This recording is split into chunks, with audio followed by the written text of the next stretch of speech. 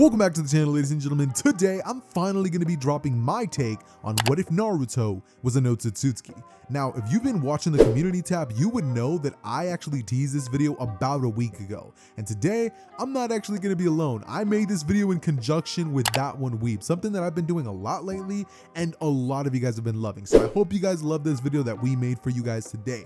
But quick news that I want to give you guys: on the day that you guys are seeing this video, I'm gonna be fresh out of surgery, so I'm not gonna be able to upload videos for a while, considering the fact that if all goes well, then I'm gonna be bedridden for at least 1 to 2 weeks. So please, just this once, do me a big favor and like this video, since I'm not gonna be able to upload as many videos this month, and that means I'm not gonna be making as much money, which is really bad considering this is my full-time job. So please, boys, leave a like on the video, leave a comment for the algorithm, and go check out That One Weeb's channel because he's helped me out a ton on these videos. But without any further ado, enjoy.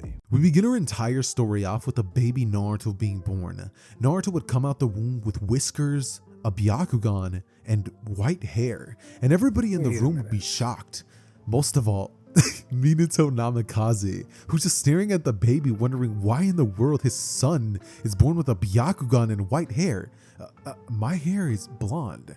And some people might be able to say, oh, like maybe that comes from his dad because he doesn't know his parents, but nah, bro, dude was born with a Byakugan. That is not Minato's genes at work. In fact, it may not even be a Hyuga's genes. Welcome today, folks, to What If Naruto Was an Otsutsuki. Back to the Night of the Nine Tails attack.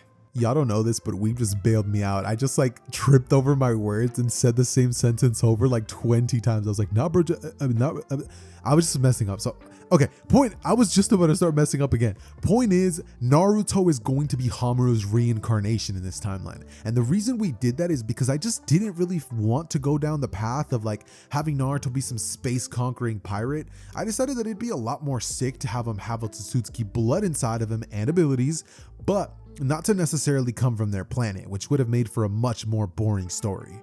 So, like we've said, what if Naruto was an Otsutsuki? This whole story is obviously not going to begin on the Night of the Nine Tails. I just figured I'd include that first part just as a comedic thing, but we're actually going to be starting everything off with Naruto in the academy. And the reason we're doing this is just to give you guys a bit of a showcase of what this dude's childhood is going to be like, and it's going to be insane. Hey, Naruto, are you paying attention?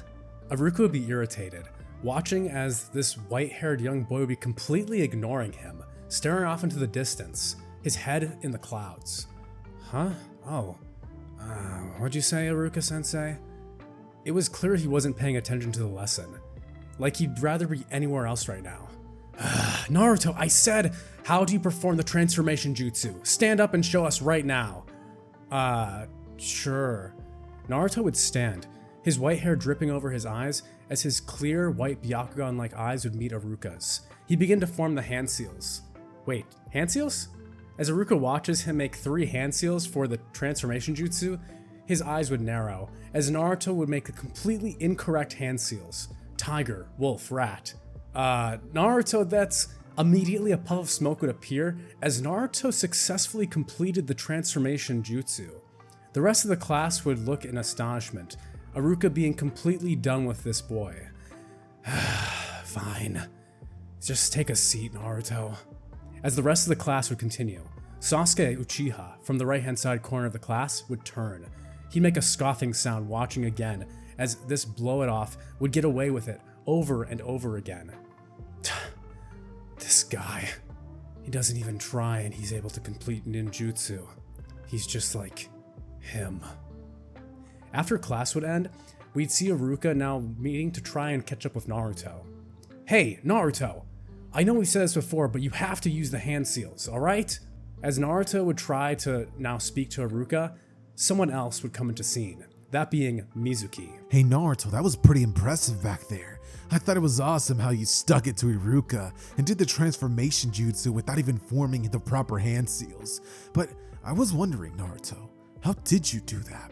Naruto would stare at Mizuki saying, I mean, if I'm being honest, my time in the academy is kind of weird. I mean, I don't really know how to explain it, but I don't really feel like I need to form hand signs to create the jutsus you guys do. Maybe I'm special or something? I mean, after all, that's what big ol' Hiruzen's been saying to me this entire time, telling me that I'm special, and that's why I was born with the same eyes as Hinata, but I still don't get it. Nothing really makes sense to me. This whole ninja stuff and shinobi rules, it's just, well, stupid. Mizuki hearing this would say, you know what, Naruto, you're right. And I don't think it's right that Iruka's been holding you back just because you don't perform hand seals. You know what I think? I think you should be graduating the academy. And you know what? I think I might have just thought up of a way that you can do just that. You could show Iruka just how good you are and how much you deserve to actually become a genin. There's a way you could do it, Naruto, just by stealing the scroll of sealing. Huh? The scroll of sealing? What's that? Naruto would ask, his focus having completely shifted back to Mizuki, from staring off into the distance. I'm glad you asked, Mizuki would say. It's a secret scroll, a second test that the Hokage keeps in his office, for students who are exceptional and special just like you, Naruto. If you can manage to sneak into the third Hokage's office and recover this scroll, it'll prove that you have the skills to be a powerful shinobi. With this, Naruto would have a soft smile grow on his face. Oh, so there's a way I can pass. I figured there must have been a secret test. After all, I've been doing everything right this entire time and Iruka still hadn't let me pass. Well, thanks, Mizuki-sensei. That's where I'm gonna go. He'd give a little head nod to Mizuki, asking where are we supposed to meet later, with Mizuki now telling him the location and ready to meet Naruto in the forest with the scroll of sealing. It's at this point that we would zoom into Naruto making his way towards the forest with the scroll, having already stolen it. And as he would be doing so, we would have a little bit of a flashback scene with Naruto, him thinking back on everything that's happened to get him to this point. Why is it that everybody just thinks that I'm so different? I mean, after all, is it really that strange that I was born with a Byakugan? Weren't dojutsu started by the Sage of the Six Paths or something? I don't know, I don't really pay attention whenever that old man talks, or even Hiyashi. He's kind of intimidating, Naruto would think, as he would think back to the couple of training sessions that he's had with the Hyuga clan members. Hiruzen giving a special order to the clan members to actually train Naruto on how to use his Byakugan, since once Naruto grew older, eventually the time would come where he would funnel chakra into his eyes and he would start awakening the powers of the Byakugan, giving him a really trippy experience where Naruto was seeing almost too much. Naruto felt strange because although he was Otsutsuki, he was still human, so some of those backlashes are bound to be hitting Naruto. And so, with the help of Hiyashi, Hinata, and Neji, Naruto would train there a couple of times, having learned some basics of the Gentle Fist, but never having been taught the properties of it as well as he could be, seeing as they didn't exactly view him as somebody of the proper clan. And even Hiyashi himself wanted to brand Naruto with that seal on his forehead. Luckily though, Hiruzen wasn't exactly about to let that happen, considering that it's just as Hiyashi said, Naruto isn't part of the Hyuga clan. So, as Naruto would be walking with the scroll, he'd begin getting another flashback to all the times that he'd be in the academy blowing everybody away with his incredible speed and strength. Naruto was so fast that if I had to compare him to somebody even as a child in his first day of the academy, Naruto was as fast as Kakashi Hatake. Well, at least during part 1, and his monstrous strength was akin to what Naruto gains when he actually uses Sage mode, and that's in base mode, all thanks to his Otsutsuki DNA. So with all these things happening in class, everybody would know that Naruto was the strongest in terms of combat ability, with everybody viewing him in a different light. Some people thought he was cool, some people thought he was bad, and others thought something else. As Naruto finally makes it to the meeting point where Mitsuki had promised he'd be waiting, the man with silver hair would be standing, his silver seeming like a dirty rag compared to Naruto's glistening white hair in the moonlight. This Naruto hadn't even thought of opening the scroll of sealing. As Naruto was making it to the meeting point with Mizuki, the moon would glimmer down, his white hair glistening in the dark night sky, his eyes clear and pale meeting that of Mizuki. So Naruto, you actually made it. And that seems to be it, the genuine article of the scroll of sealing. That's excellent. Well, if you give it here, then I'll officially make you a shinobi. Naruto would have a soft smile, saying, "Oh, thanks, Mizuki-sensei," as he walks forward prepared to hand the scroll of sealing to him. It's at this exact moment that Iruka would arrive. Iruka would throw a large shuriken, throwing it between Naruto and Mizuki. Mizuki would grimace, saying, "This is part of the challenge. Naruto, go take Iruka down. This is your final test to become a genin." He'd smile. Naruto would be none the wiser at this point. turning and saying, "Oh, so I had people pursuing me. That's what I was sensing," having seen other chakra signatures via his Byakugan. As Naruto would then turn, leaving the scroll on the ground, Mizuki would make a grab for it. Iruka would hold his hand up saying, "No, Naruto, he's lying to you. It's not true. There is no other way to become a Genin. What is he talking about?" Naruto would smirk, saying, "Yeah, you're trying to trick me, Iruka-sensei. I get it. Well, let's do this," as he then holds his fist up ready to fight Iruka. It's at this point that Naruto would proceed to start rushing towards the direction of Iruka, with Iruka completely stunned, knowing the speed, strength, and just raw techniques that Naruto had possessed. And the only reason that he hadn't passed him this whole time was because it's not that he was being a jerk to Naruto, which honestly wasn't the case the entire time, but it's just the fact that Naruto, technically, though he's getting the results that they need, he was doing it in all the wrong ways, and he wasn't sure if he could even pass Naruto this whole time. But now, as he could see Naruto rushing towards him, Iruka would only think, if only I had passed him, then I wouldn't be in this mess. It's at this point that Naruto would stop just short, seeing Iruka almost balled up in the fetal position. He would say, "You're not lying, are you?" As he would then turn back towards Mizuki, who was already gone, Naruto having already sensed that Mizuki was running with his tails between his leg. And so, Naruto in a flash would turn around and speed blitz towards the direction of Mizuki, Byakugan activated, as he could see Mizuki jumping from tree branch to tree branch. It's at this point that Naruto, weaving a couple of hand signs for a basic jutsu he had seen Sasuke perform before, would simply say, "Fire style! Fireball Jutsu!" with no hand signs, by the way. Naruto at this point would engulf Mizuki sensei with a massive fireball, and I do mean gigantic in scale. Keep in mind, the thing that separates the sizes of people's different fire style jutsus is the amount of chakra. Naruto has the chakra of an Otsutsuki member and the Nine Tails, so just think about how busted that is. This fireball would practically burn down the entire forest, if not for Naruto realizing, I took things too far. We would see a charged scroll of ceiling and Mizuki there laying on the ground burnt, as Naruto would weave hand signs for a water style jutsu, thinking, I'm so glad I kind of paid attention that day in class. He would suddenly flood the entire area with a jutsu so massive that it would put Tobirama to shame. And then Naruto would walk over towards Mizuki saying, well, looks like you didn't get away with it. As we would then cut to Naruto, then going to Iruka sensei and helping him get up. He would apologize for the confusion and say that he understands if he wants to expel him from the academy. After all, he was stupid enough to get tricked by Mizuki. But Iruka would look at Naruto and smile, as he would take something from his back pocket and say, "You know, Naruto, I've actually been thinking. I think you should have this." Naruto, staring at the shinobi headband, would think, Are you sure?" As Iruka would nod his head, and Naruto with a big bright smile would say, "Let's go!" He'd leap into the air, jumping so unbelievably high that Iruka would be stunned, seeing Naruto now underneath the moonlit night, jumping over a horizon of trees. It's at this point that Naruto would be treated to some ramen, and we would skip to the next day with the teams being chosen for Team 7. As the doors would open, the rest of the class would be surprised to see Naruto entering. Wow, he actually graduated. Of course, most of the class knew he had the skills, but he completely blew everything off, like Shikamaru times 10. Even Shikamaru would be surprised, saying, that guy's here. He doesn't care about learning in class even more than me.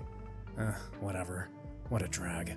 At that point, the rest of the senseis would begin to arrive, with Asuma being the first one to claim Team Inashika Cho. After which, we have, of course, Hinata's team, although as she left this time, she'd turn, her eyes meeting Naruto's for a split second before she vanished through the door. We eventually make it to when Kakashi arrives through the door, the classroom door opening, as he'd walk in to see a sleeping Naruto, Sasuke, and Sakura. We'd see how in anime those characters have the big bubbles by their nose. As Kakashi enters the door, he'd watch as Sasuke would look annoyed, Sakura would be paying complete attention to Sasuke, and this white-haired kid would be completely passed out. Kakashi would sigh, saying, "Honestly, I respect that. I do the same thing." As he walks in, he'd say, "All right, team." He'd clap his hand together. "Everybody, let's go. We've got a discussion to do." At this point, Sasuke would be the one to actually ask, "So, are you our sensei? Why were you so late? We've been waiting here an extra 20 minutes. Not like this idiot cares," gesturing to Naruto. At this point, the bubble would burst, a popping sound being heard as Naruto sits up. His head clearly drowsy. He'd say, I like your style, old man. At this point, Naruto would tell Kakashi and Sakura and Sasuke that they're running out of time. They gotta get going. It's almost lunchtime.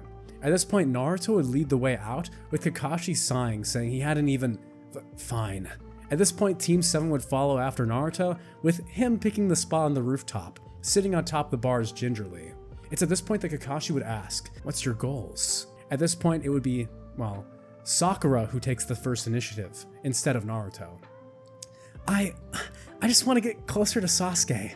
He's just so cool, and I really like him, and I want Sasuke to see how capable of a shinobi I am. At this point, Sasuke, who's staring off to the distance, would be thinking about his only goal. I have no dreams, goals, or aspirations. All I desire is one thing: death of the one person who's wronged me the most in this entire world. As he says this, he then finishes his sentence. I will become an avenger. At this moment, Sasuke would then close his eyes, as Kakashi would then switch his focus to the last team member, Naruto.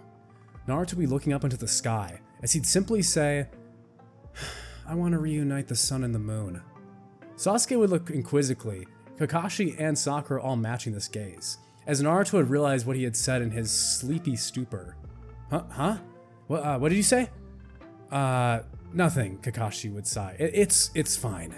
Anyway, I think I'm starting to get the gist of all of your personalities. Well, I have 2 instructions for you. We're meeting at the training arena tomorrow, and don't eat breakfast. If you do, you'll fail, and I won't accept you on my Team 7. Do you understand? Sasuke and Sakura would nod, while Naruto simply is scratching his cheek. Sure.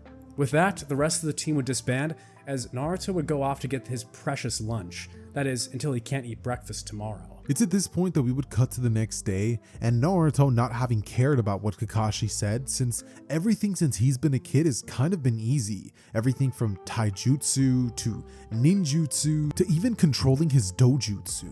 Everything was just a breeze for Naruto, and as soon as Naruto put his mind to do something, it was almost as though it was instant for him. Naruto never really struggled, and Sasuke had always hated that about him. What's up with Naruto? Always so nonchalant, asking as though the entire world just comes to him so easily. Damn Naruto. If only he knew that some of us actually have to work for it. This Naruto would be a lot different personality-wise, because in this timeline, he's never actually had to go through the same hardships that he does in the original. Because in this timeline, Naruto doesn't exactly have to go through the same hardships in the sense that he's ignored by his classmates, because a lot of them actually look up to him and think that he's awesome. I mean, how can you not? The dude is a generational aura farmer, and anything that he tries, he's able to just do it without any effort. That's so cool. Even some of the girls in the class would like Naruto, so funny enough, Hinata would actually have some competition in this timeline. And that's just one of the things that would be different for this version of Naruto. That said though, we would cut to Naruto and Team 7 by the trees, as they would all be thinking about when Kakashi would come back. Well, with the exception of Naruto, because after using his Byakugan, which can see way further than any Hyuga clan member could possibly see, Naruto would realize that Kakashi was not even on his way yet. The dude was still brushing his teeth at home. So with that being the case, Naruto would set himself up by a tree with some shade and would start softening up the dirt, making himself a little cushion. Then we just see Naruto on the ground completely passed out, Sasuke just staring at him with anger bubbling to the surface, as Sakura would say, "So Sasuke, what do you think the test's gonna be?" It's at this point that we would then jump cut a couple of hours later, with Kakashi finally arriving and everybody annoyed. Well, with the exception of Naruto and Sakura, who had both decided to sit under the tree. It's at this point that we would see Kakashi arrive, as he would quickly go on to explain the rules of the bell test, and then we would jump cut to Naruto staring at Kakashi, with Sakura and Sasuke vanishing, trying to hide their presences. But Naruto standing in front of Kakashi would simply crack his knuckles, saying, "Alright, how do you want to do this?" As Kakashi would go on to tell him that he should try his best. After all, there's no way that a genin should be able to do anything to him, right? It's at this moment, as Kakashi's completely confident in his inner monologue, that Naruto would vanish from his vision. What? Kakashi would say that for a split second before he'd realize that Naruto had gotten so close to him, he'd been under his frame of perception. Kakashi would lower his chin, looking down to see Naruto within 3 feet of him, having spanned that 50-foot distance in merely a second. How did he...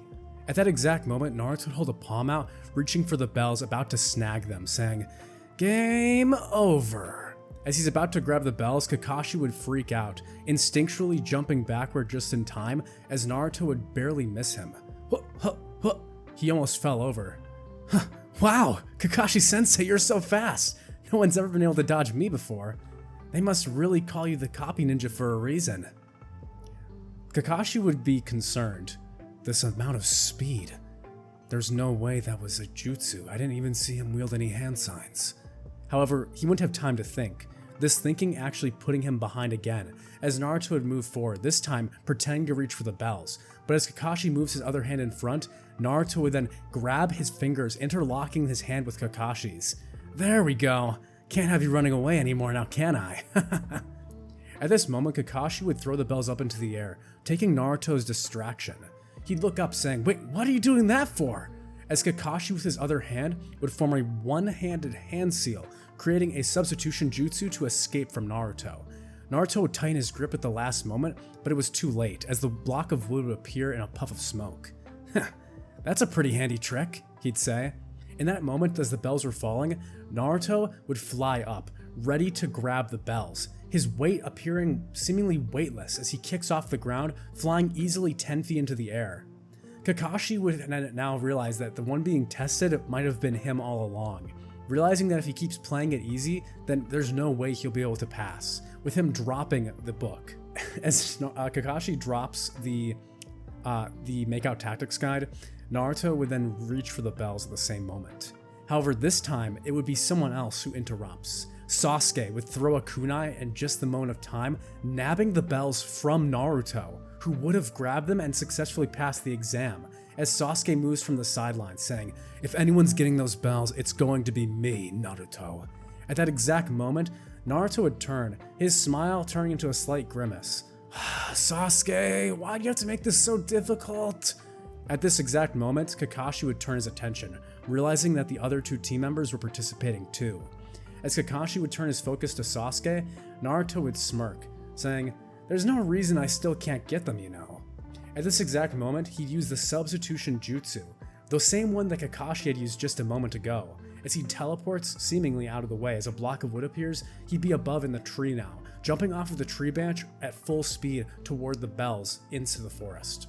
Sasuke would cast a fireball jutsu, aiming it toward the forest, as Kakashi would wonder if this was really a team exercise, starting to question if the true message of the bell test was really being passed here. At this moment, Sakura would come out from the tree branch, saying, "Guys, what's as she sees a ball of flame approaching her. Sakura would scream out saying, What? At this exact moment, Naruto's his lackluster demeanor and low-key attitude would change, as his face goes serious. He'd move faster than the fireball, holding his hand out.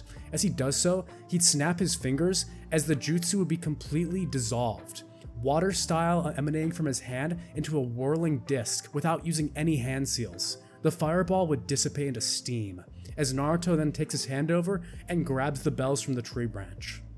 "Well, the test is over." He turned back looking at Sakura. "Sakura, are you alright? You almost got caught there in that jutsu." Kakashi would be astonished, not only in just this Naruto kid, but Sasuke as well. To create a fireball jutsu of that level as a genin? Very impressive. Both of these teammates seemed to clearly show some demeanor of strength, but yet he still felt unsatisfied. But according to the rules of the bell test, they had passed, with Kakashi complimenting Naruto, saying he must have done some intense training to get this strong. Training, schmaining. I don't really think I need to do any of that. If I'm being honest, Kakashi-sensei, most of the things that I can do, I've been able to do for a while now, and I've just been getting better and better at them. I wouldn't really say that I train per se, but whenever Iruka tells me to try to do some new jutsu, I give it a shot. Honestly, sensei, not to brag, but I had kind of hoped you'd be a lot more powerful than this. Everything's just been so boring ever since I've gotten to the academy, and I was hoping that a jonin like you was going to be able to give me some sort of run for my money. Kakashi would lift his eyebrow at this, going, "Oh, okay." As we would then see Naruto putting his hands behind his head, as he would just think, "Well, I'm feeling some ramen. You guys want to go get some?" As the team would just kind of nod, and Kakashi would be like, "So that file was true. He truly can learn by simply seeing things once and perform jutsus through sheer instinct. He's incredible. He would watch Naruto's back as he would think, Minato-sensei, your son has the potential to become the most powerful shinobi in all of history. And as they would walk towards the direction of Ichiraku Ramen, Kakashi would say, I don't have my wallet. Naruto, you think you can cover this one?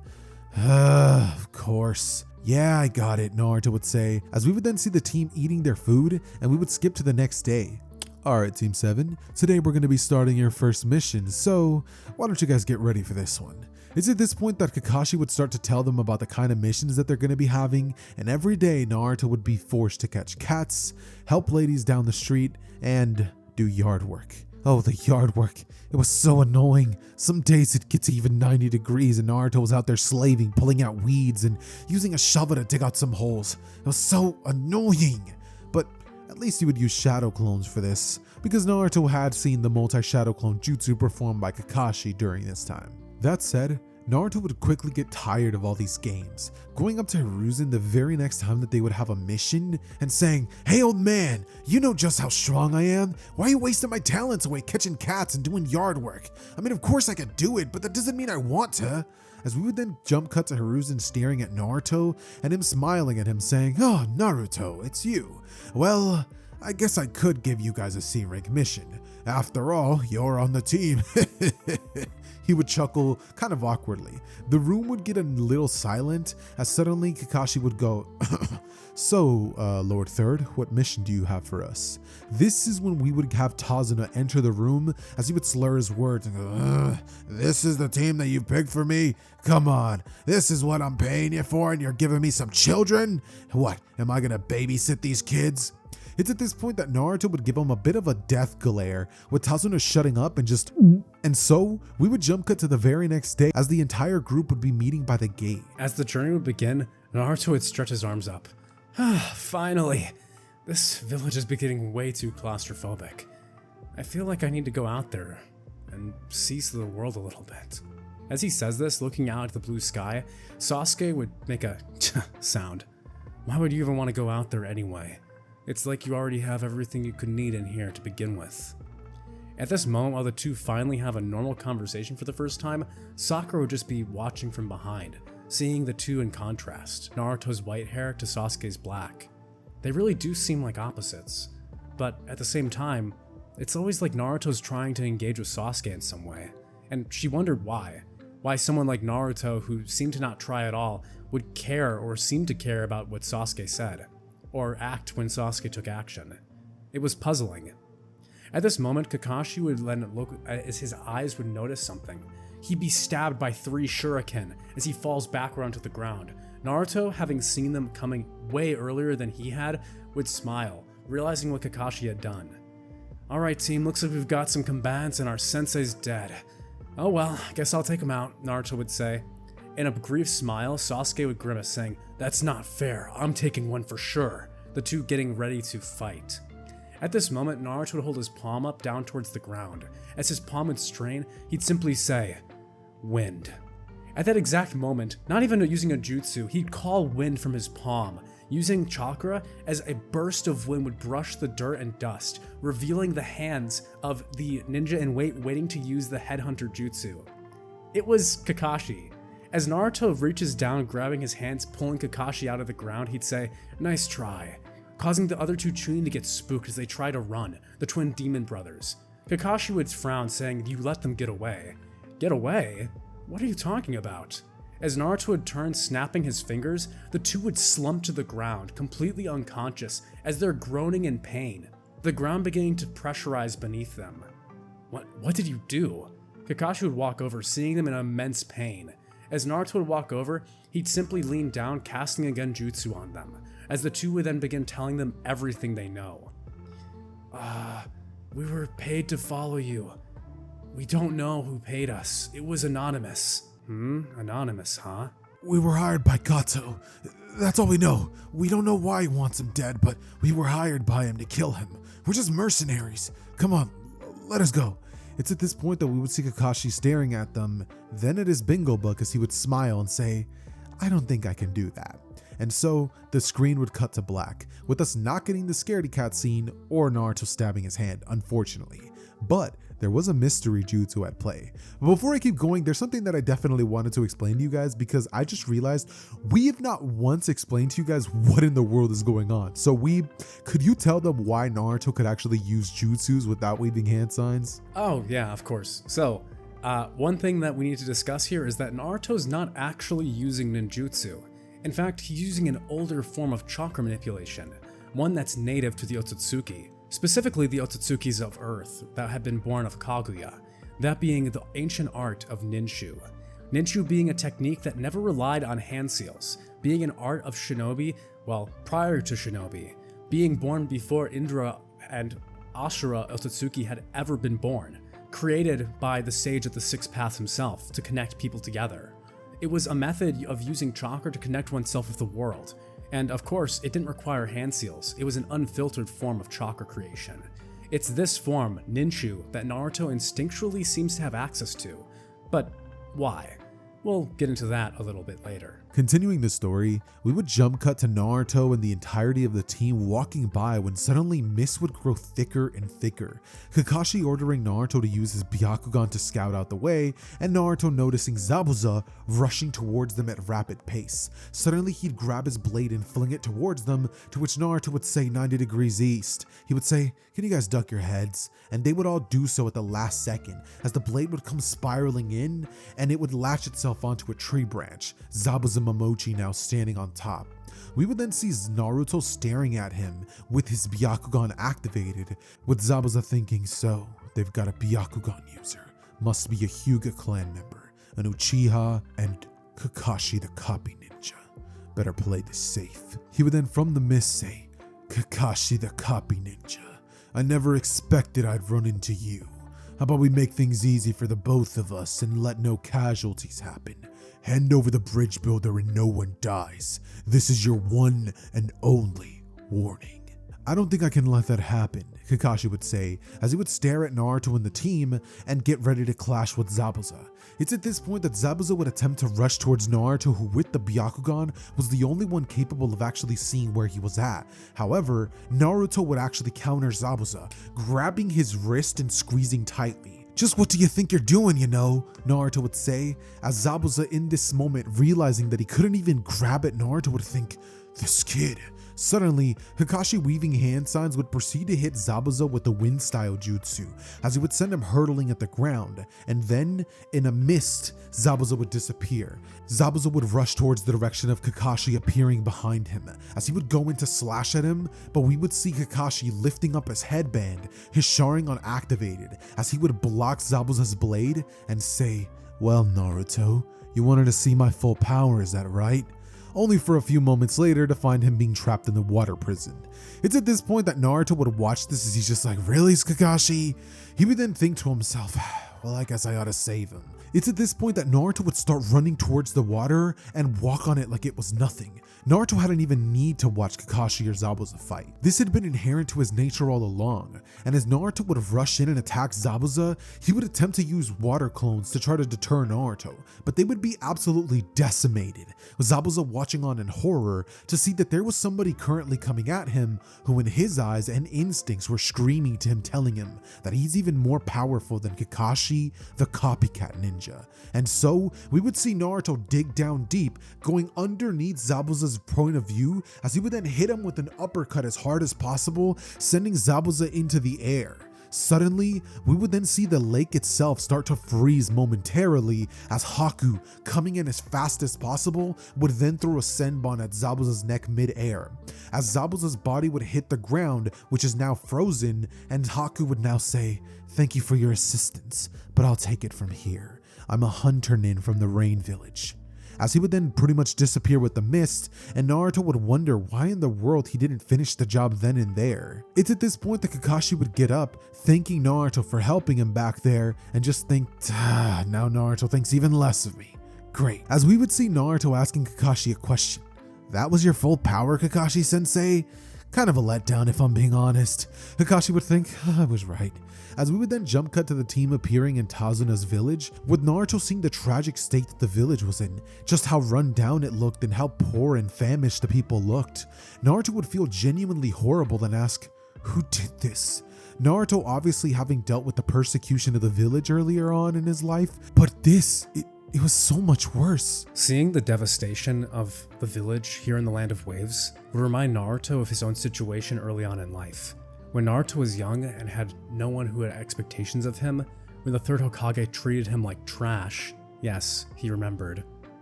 No one had looked out for him. All that had brought Naruto the fame inside the village was his own skill. And here, that devastation remained. As if though his internal struggle had been made manifest. Naruto would see the famished, the starving, those who had been taxed out of being able to afford regular foodstuffs and provisions from the mainland. And in his heart, he'd feel that this was wrong. This should not be allowed. When Naruto was walking through the village, he'd reach his hand out. Sakura and Sasuke helping Kakashi walk would wonder what he's doing, as suddenly we'd see sprigs beginning to come out of the ground. These white wooden figures. They were trees? As Naruto would then gently kneel down touching the ground, the energy of life, of chakra itself would bend to his will, as fruit trees would begin to blossom inside of the Land of Waves. The villagers would come out in amazement, seeing apples, pears, and other stuff, hardy fruits being formed, as Naruto would turn waving, saying, "These are for you. I have no need for them." As Naruto continues following after Sasuke and Sakura, they'd both be stunned, wondering what the heck kind of jutsu was that? Even Sasuke would begin to wonder exactly how Naruto's able to do all of this beyond being a mere genius. Naruto would have a soft smile on his face, saying once again, "You know, Kakashi-sensei, maybe you should stick to using your half power. If we have to carry you everywhere after a fight, I think I'll have to pass." Kakashi would laugh at this once again, saying, "Seems your opinion of me is only going down, huh, Naruto?" But Kakashi had seen it. Even though he was on the brink of consciousness and exhaustion himself, seeing how Naruto's kindness had come out, he would definitely think, that's definitely Minato and Kushina's son. With that, the Team 7 would make it back to Inari's house, where the bridge builder Tazuna would introduce them to his family, saying that for now they'd actually helped alleviate the food crisis, his opinion of Naruto having changed after seeing that fight, and how his kindness to the villagers had changed their smiles. Naruto would once again have his head in the clouds, having completely forgotten he'd done that. What did you say, old man? Never mind. You're just an unlikable brat after all. Inari would come out, asking what's going on, as we get the wholesome scenes between Inari and his mother, along with Naruto arguing with him. But in this version, it would be more so Inari trying to pick on Naruto, and him just staring off into the distance, like, yeah, I guess that was a pretty good fight. That water dragon jutsu seemed kinda useful. Muttering to himself. After this moment when Kakashi falls asleep unconscious, Sasuke would approach Naruto, saying, "Hey, Naruto, I saw what you did when you went to save Kakashi-sensei. You ran on the water. And don't tell me it was your physical strength alone. How did you do that?" Naruto would turn. Walking on the water? Oh, it's easy. You know that your chakra can be repulsive to water and other physical objects, right? What? Sasuke would be confused. I don't get it.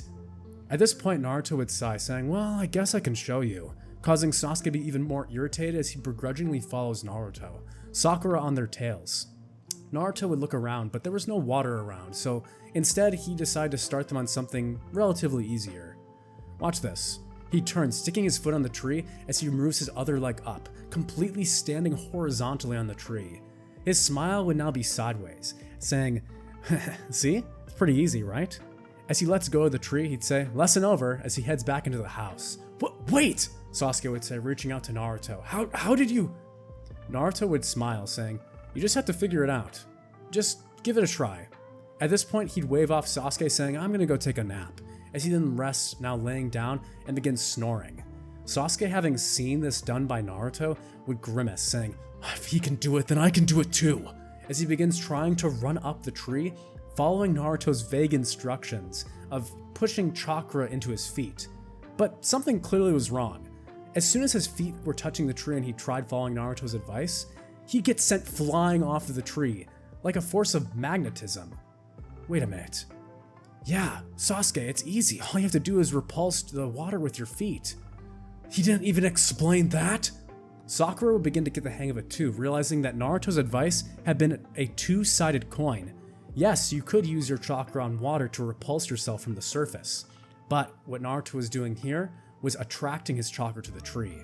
With this, Naruto taking his nap and Kakashi resting, we would come to the next 3 days, where Kakashi wakes up to find Sakura and Sasuke having fully mastered tree walking. It was astounding. Sasuke, was this your training while I was out? That's pretty impressive. How did you manage to... Sasuke would not say a word, and Naruto wouldn't feel the need to either, not having any need to brag about this minor achievement to Kakashi. Yeah, I guess they just figured it out. You think you can stop lounging around my house now and actually do what you were brought here to do? Kakashi would sweat a little bit, thinking, sorry about that, as he would then proceed to start helping out with the efforts of building the bridge and all of that. It's at this point that suddenly Zabuza and Haku would appear at the bridge once more, as a thick mist would envelop the area. Naruto would instantly activate his Byakugan, as he would think, and they're back. As he would then stare off towards the direction of Zabuza and Haku, him getting more serious, understanding that they're both here for action.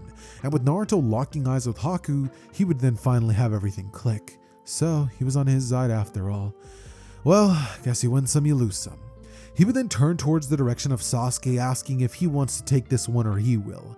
And Sasuke, thinking that because Naruto's saying that, he must think that they're weak, thinking, whatever, if they're weak enough for Naruto, they're weak enough for me. So, stepping forward, he'd begin his fight with Haku, as Sasuke and Haku would begin going at it, pacing themselves slightly, till suddenly, Haku would create the demonic ice mirror jutsu, Senbon beginning to fly inside of it, as suddenly, it's almost as though time would stop. Naruto's Byakugan, tracking each and every single Senbon coming at him from every direction, would proceed to block them all by using the Hyuga's secret 360 palm rotation technique, having copied it after having seen Hiashi trying to teach it to Hinata a couple of years ago, using his Byakugan's visual prowess to see miles into the distance. And so, Naruto, using this technique, would proceed to block each and every Senbon. As Naruto would proceed to watch Haku inside of it, he would think, I wonder if, as he would stick his hand through one of the mirrors and he would go right inside of it.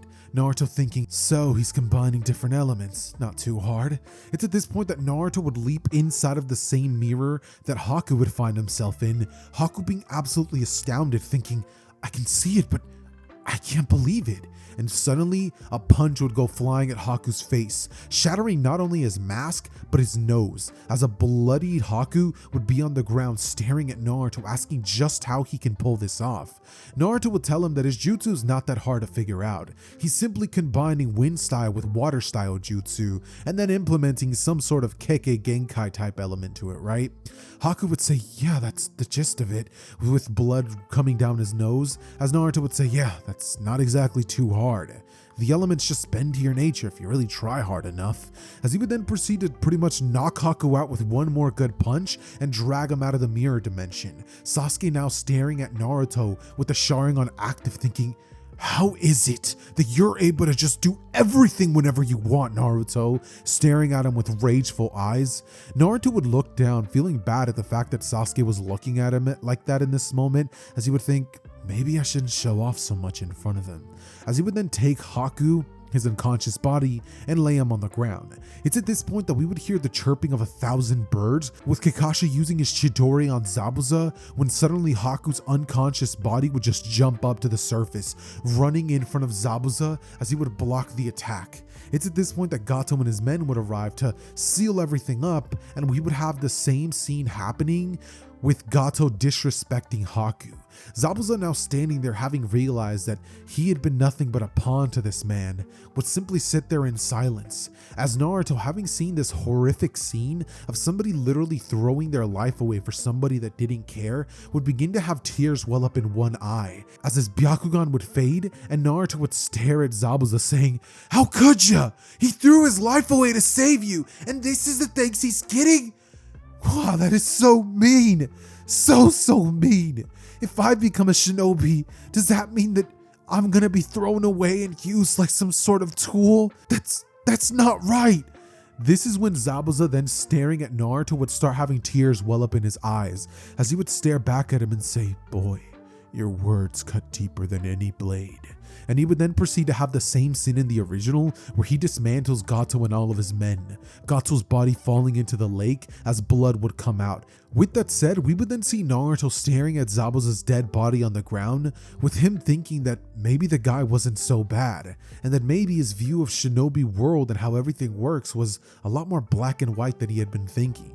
Sasuke, now standing behind Naruto, staring at his back, realizing just how much further ahead of him he was pulling, would grip his hand as he would think, "I need to get more powerful. I need to somehow master my Sharingan and get the same eyes as my brother, or else I have no hope of beating Naruto or Itachi." As of this moment, the official mission to protect the bridge builder would come to somewhat of an end, with Gato's men having been dismantled by, of course, Zabuza before his death. Through the following scene, the Land of Waves was now free, and the bridge was ready to begin its construction. As Team 7 was ready to roll out, having completed the mission, Tazuna would call out for Naruto, saying, "Hey kid, wait, just before you go, I wanted to tell you something." He'd turn back, pointing to the fruit trees outside of the large bridge heading toward the mainland.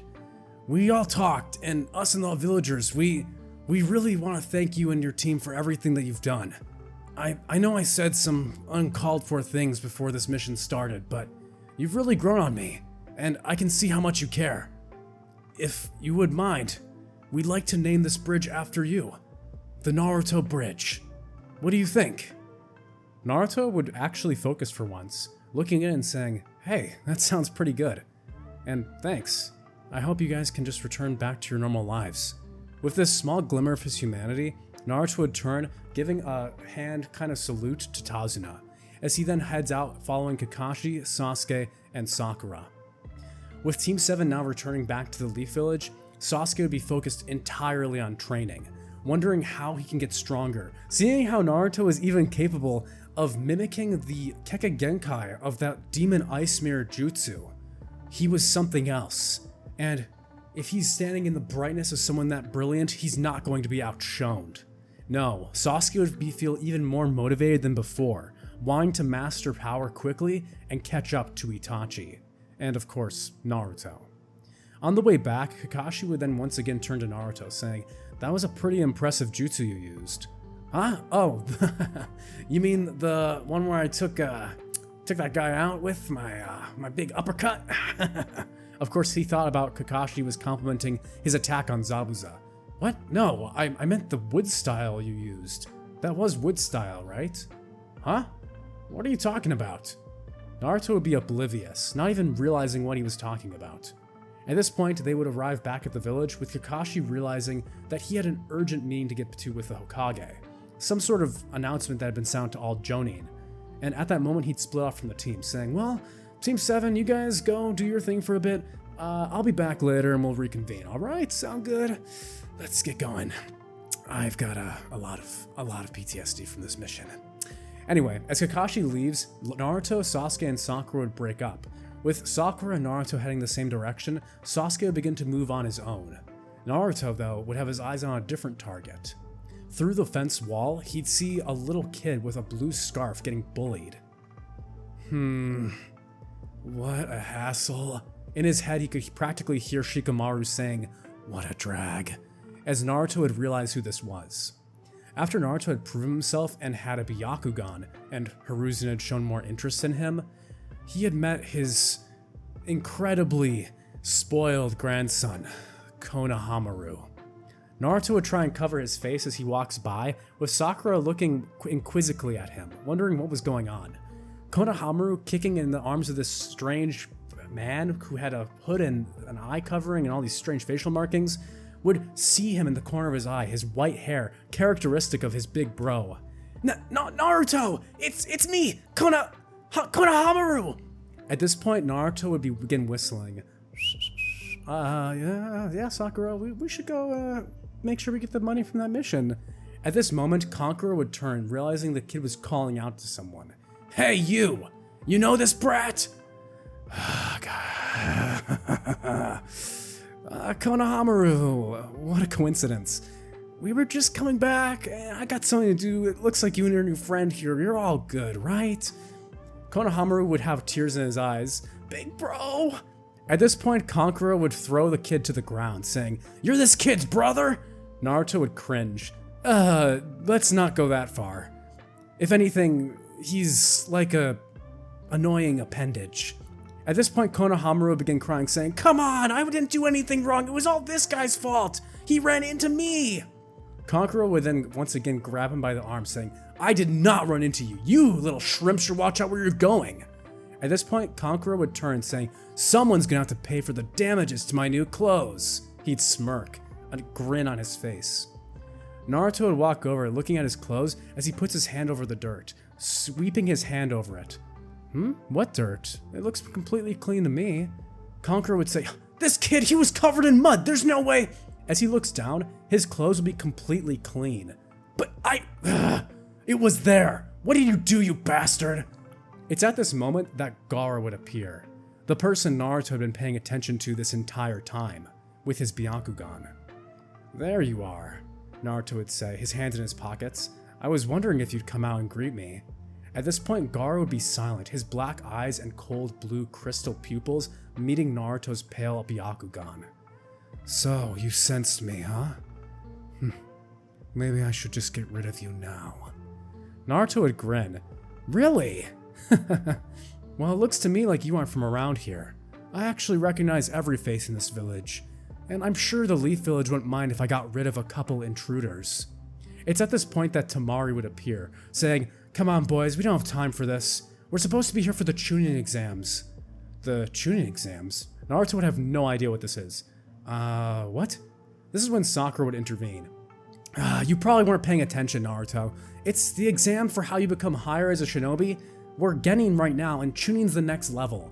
It's what your sensei would put us in to raise our rank as shinobi, make a little more cash, harder missions. As soon as Sakura says harder missions, Naruto would turn, his eyes glinting. "Harder missions, huh? That sounds good to me. Where do I sign up?" He'd turn to Temari. She'd grimace, wondering what this weird pale kid wanted. Never mind. Come on, let's go. Sasuke, who had been sitting in the tree branches, would have been paying keen attention, wondering too when this Chunin exam would take place, and if it was an opportunity to find contestants with great power. Gaara's eyes would flick up towards Sasuke as the sand trio would vanish, Konohamaru thanking Naruto for saving him. Naruto would brush him off, saying, whatever, as he then convened with Sakura and Sasuke, who jumped down from the tree, the three of them heading down to the Hokage's office to claim their reward for the last mission, as Kakashi would actually meet them at the Hokage's office. Alright team, not sure if you guys have noticed, but recently there's been a little bit of an outpourage of ninjas that aren't exactly from this village. The reason for that is because we're going to be holding the Chunin exams in this village. And I was actually coming over here to ask if you guys wanted to participate. Definitely! Naruto would say, as Sasuke would stare at him and raise an eyebrow, thinking, if it's what Sakura said, then I definitely want to take part in it. He would nod, as Sakura would say, well, if Sasuke's doing it, then I am too, as the entire team would be in agreement, and Kakashi would smile, saying, well, Naruto, you better make sure you don't let your teammates die in there. As Naruto would stare at Kakashi, he would then grin, with Sasuke looking at him and just feeling rage, thinking, who said he was the leader? But knowing that Kakashi had pretty much said he was going to be the one responsible for babysitting them, he had kind of understood the answer to that question. Regardless though, after this we would have the team pretty much training for the foreseeable future, as Naruto would actually spend some time working on his taijutsu and polishing up some of his abilities. Naruto wasn't always actually laying down, he just didn't have a reason to go all out, but now with the Chunin exams around the corner, Naruto was more than a couple of reasons to actually get stronger. More money? More difficult missions? Well, sign me up! We would then jump cut to Naruto training in the forest, as eventually the day would come where the Chunin exam's first part would happen, and Naruto would easily spot the Genjutsu shrouding the area.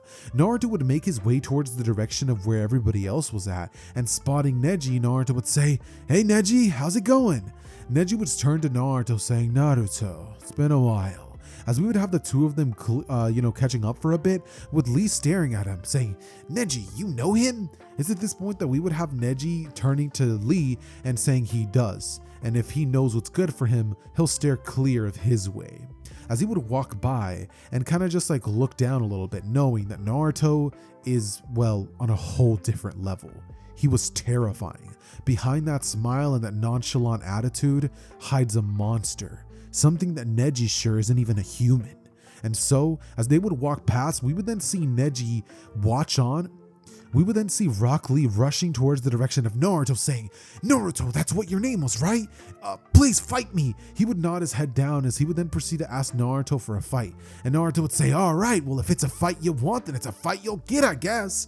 The two of them would square up as Lee would throw his most powerful Leaf Hurricane. And as the kick would come flying towards his direction, Naruto would catch it, saying, "Not bad, like this? Leaf Hurricane!" He would throw the kick right back towards the direction of Lee as it would shock him. He would block with both forearms, but both of them would get bruised up with him being sent 5 meters back.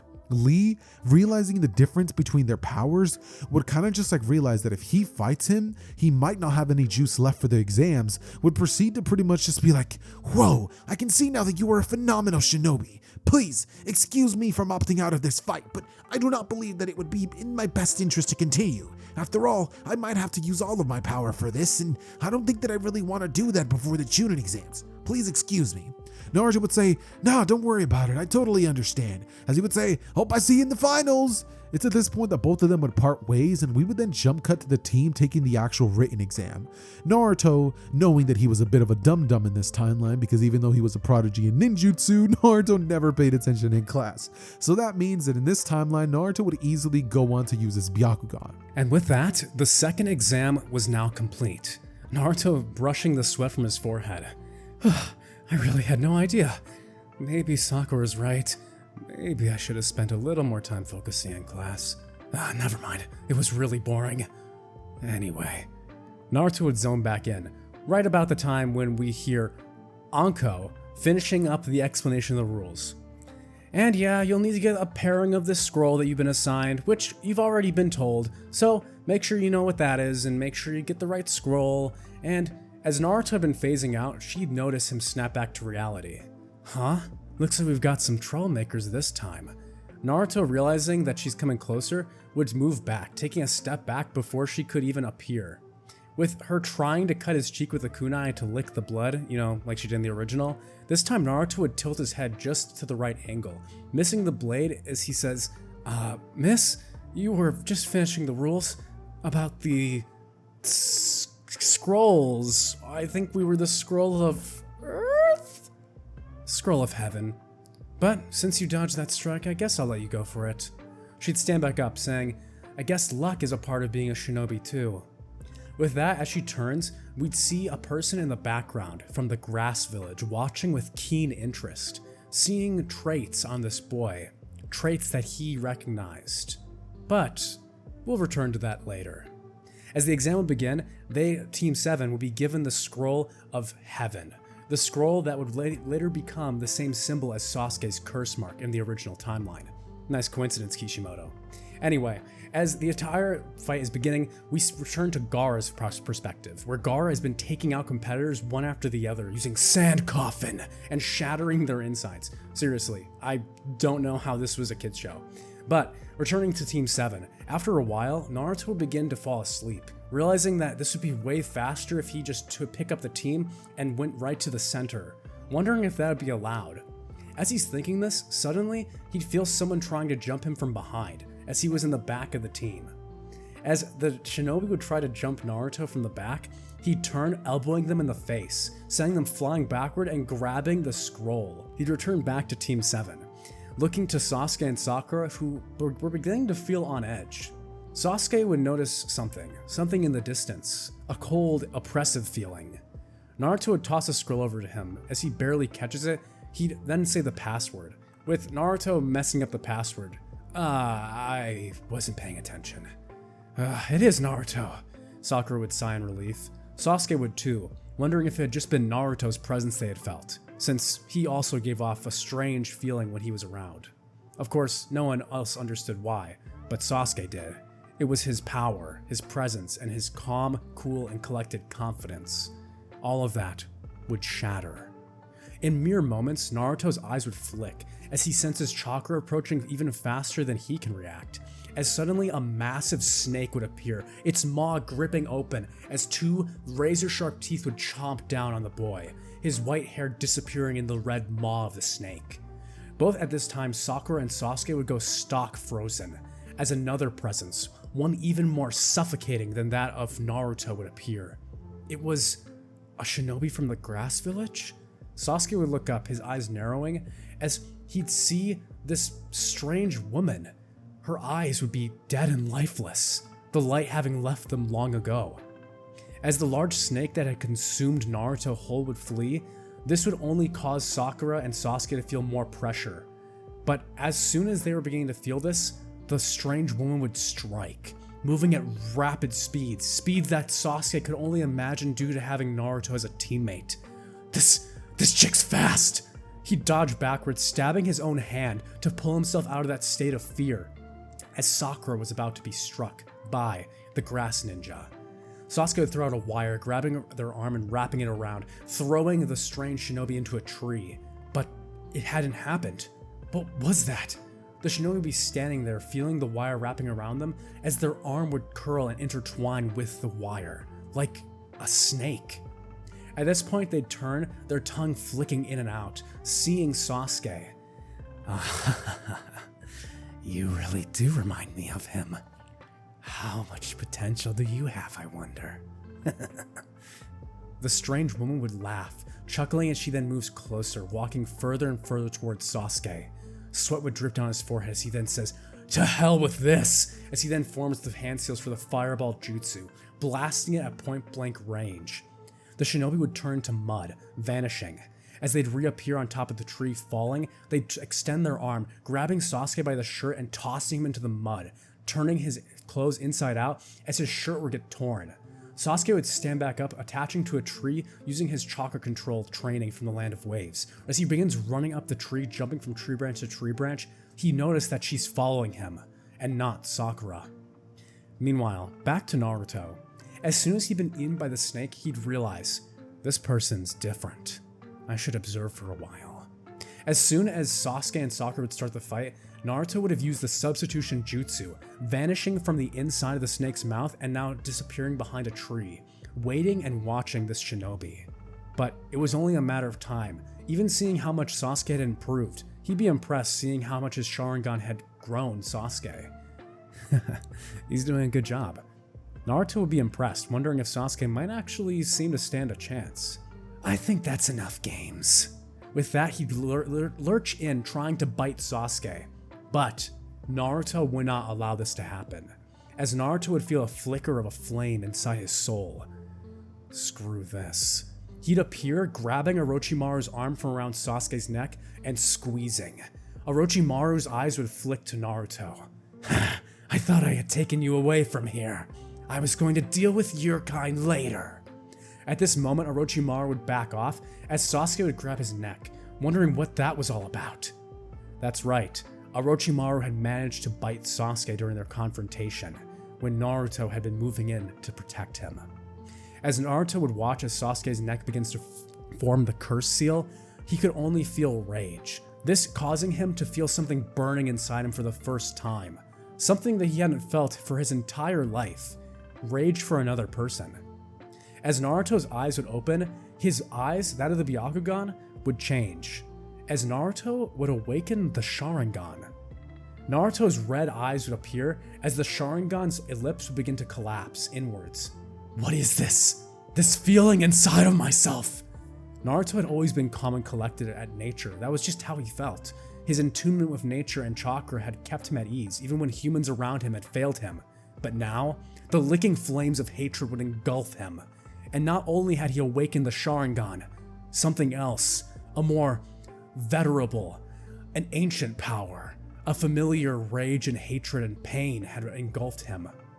He'd feel a primal urge to kill inside of his heart, as his eyes, his pupils, would narrow to that of a fox, surrounded by a single Sharingan Tomoe. And with this, the fight would begin between Orochimaru and Naruto. Orochimaru would not hold back. Seeing him awaken the Sharingan, he'd smile a grin. So it's true. I've been looking for one of you for so long. I can't believe you were here. How is that even possible? At this moment, he'd lunge forward, trying to throw a snake-style jutsu as he begins to wrap up Naruto's arms. But Naruto would transform into a snake, copying his ninjutsu, as he then transforms into a white pale snake, out-slithering this tension, this engraved emulsion of the snakes. Orochimaru would really grin, his joy having never been this elated before. When I found that boy, Kimimaru, I thought he was the last of his kind, the last of that clan closest to her, closest to the Sage of Six Paths. But it's clear I was wrong. I thought there was no more closest to him, to the one I seek to become, the legendary Sage of... As he's saying this, Naruto would appear behind him, slamming Orochimaru in the back of the head with a sledgehammer fist. As Orochimaru goes down, he'd chase after him.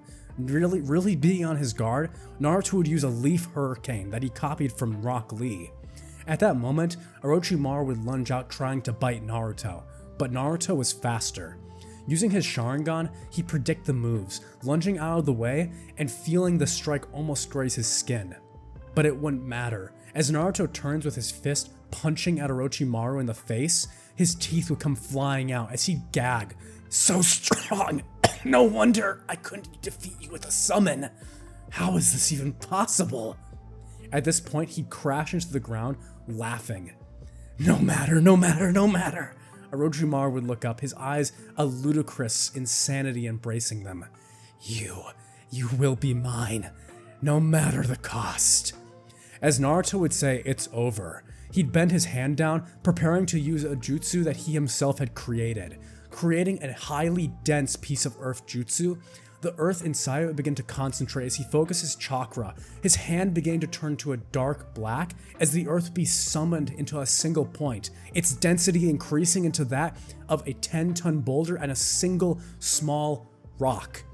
Orochimaru would turn to mud. The moment Naruto drops this, it would sink to the ground so fast, the earth underneath would shatter, causing an explosion from the ground, as trees surrounding them would wither and die, falling to the ground completely to ruin, as half of this forest would begin to shake like an earthquake had enveloped it. Naruto having used gravity to enhance his stone bullet jutsu to the point where it was like an actual bomb, almost vaporizing Orochimaru. He hoped. Naruto would flick his eyes, realizing that the smoke had covered him. He might have escaped. Damn. With that, he'd calm back down, closing his eyes as he begins to feel the drain from all of this anger, this adrenaline. I'm not used to this feeling.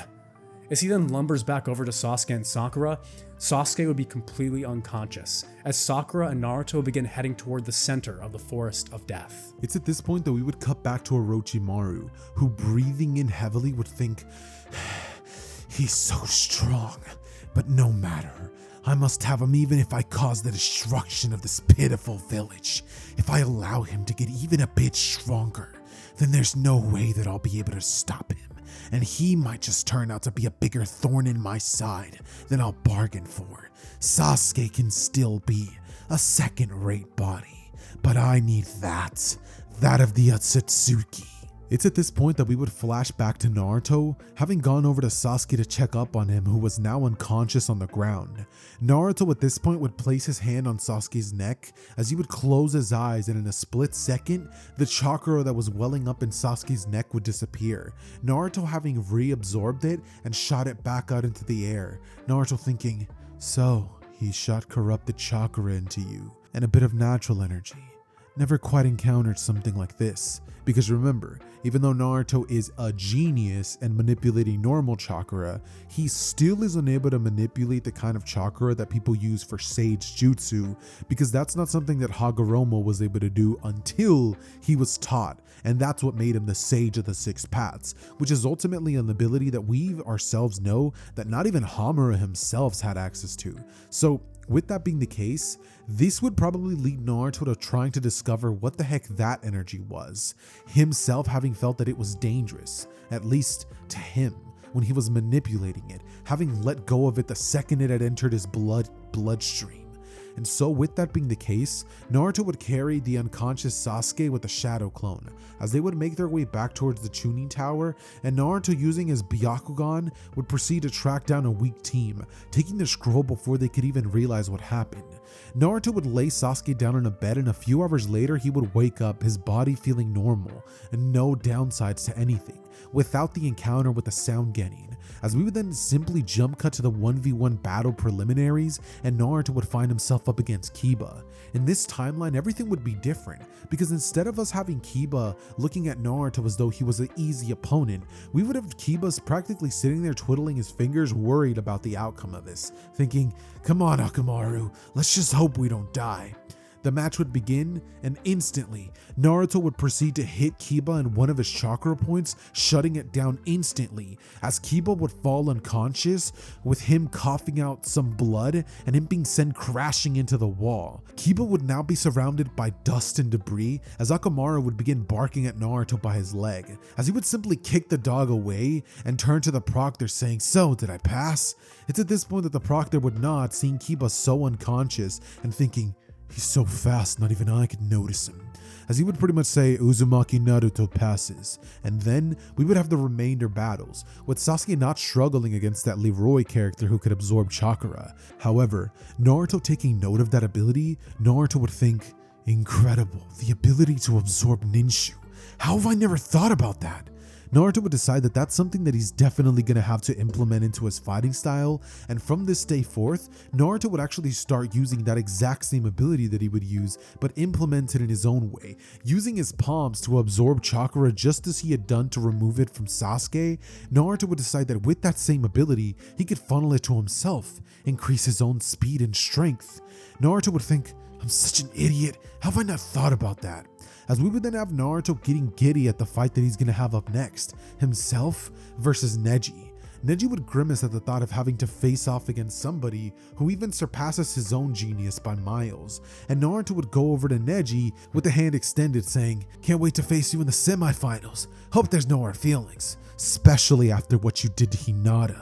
Naruto would instantly grow a bit colder, as Neji would stare at Naruto, having realized how royally he had messed up. Oh no.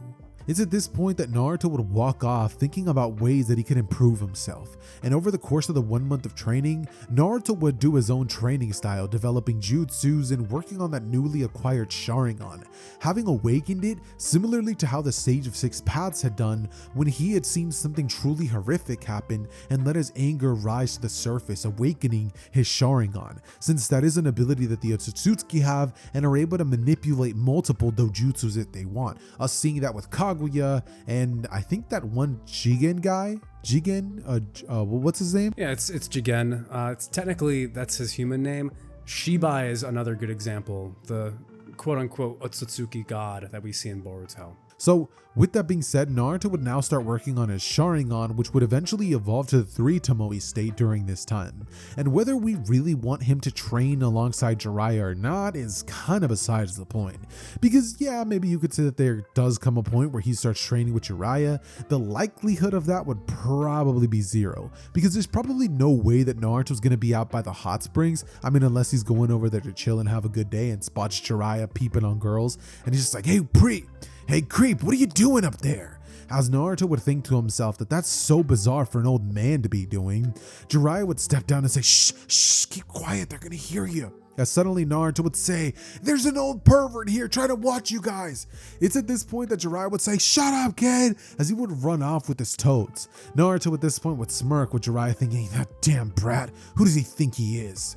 And we would then jump cut to Naruto having a nice relaxing soak. So even though yeah, they would have an interaction together, it wouldn't be the kind that would lead them to training. With that said, over this period of time, I could probably see Naruto going to Hiruzen and talking to him about the shinobi that he had encountered in the forest, saying that he knows that a shinobi of that caliber had no business being at the Chunin exams, especially somebody whose target seemed to be Sasuke, his own teammate.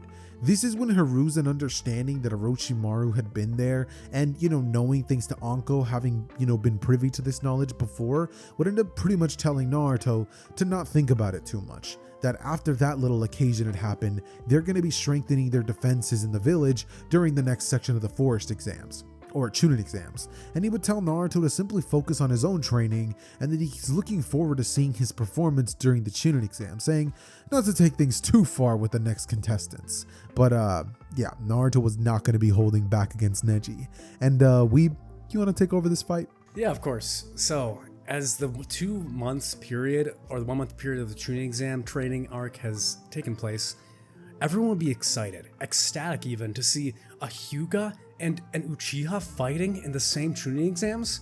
This was a massive event. The Sand Village was in participation. This was the first time the Kaze Kage and the Hokage had been in the same arena together, having been former enemies during the last Shinobi War. It was during this time that we would see Naruto prepared for battle. As he arrives to the arena, he'd show up several minutes late. Waiting about 3 to 4 minutes, it was at this point that he'd just straggle in, with the referee getting annoyed. You know this is the semifinals of the Chunin exams, don't you? Show a little respect. Neji would be waiting patiently, knowing that he would come. So, Naruto, you're here, huh?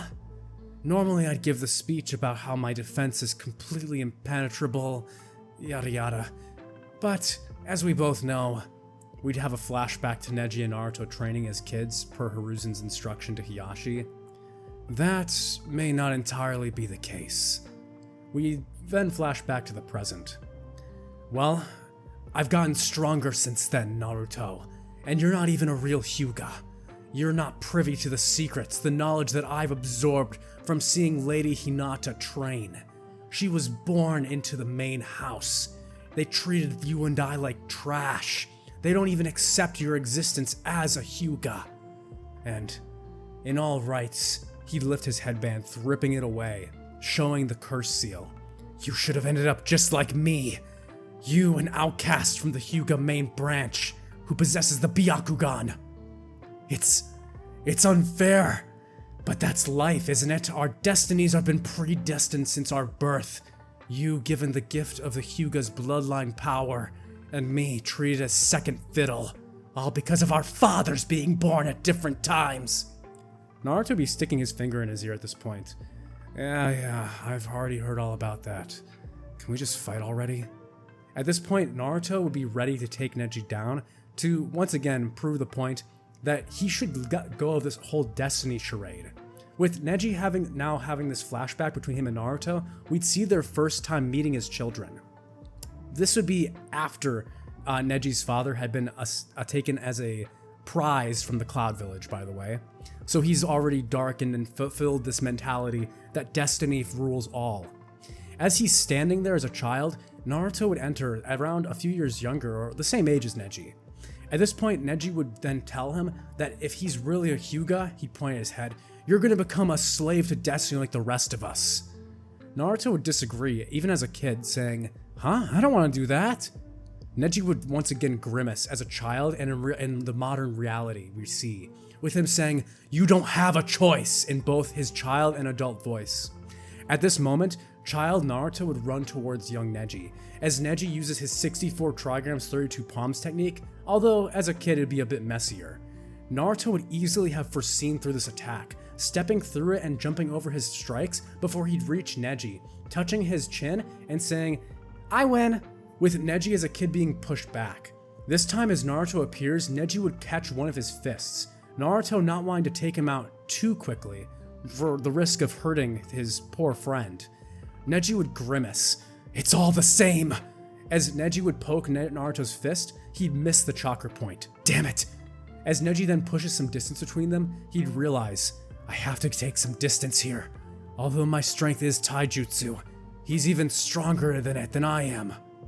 At this point, Naruto would put his hand on his side. Neji, I thought you'd gone over all this already. And why are you taking it out on Hinata? She's your cousin, isn't she?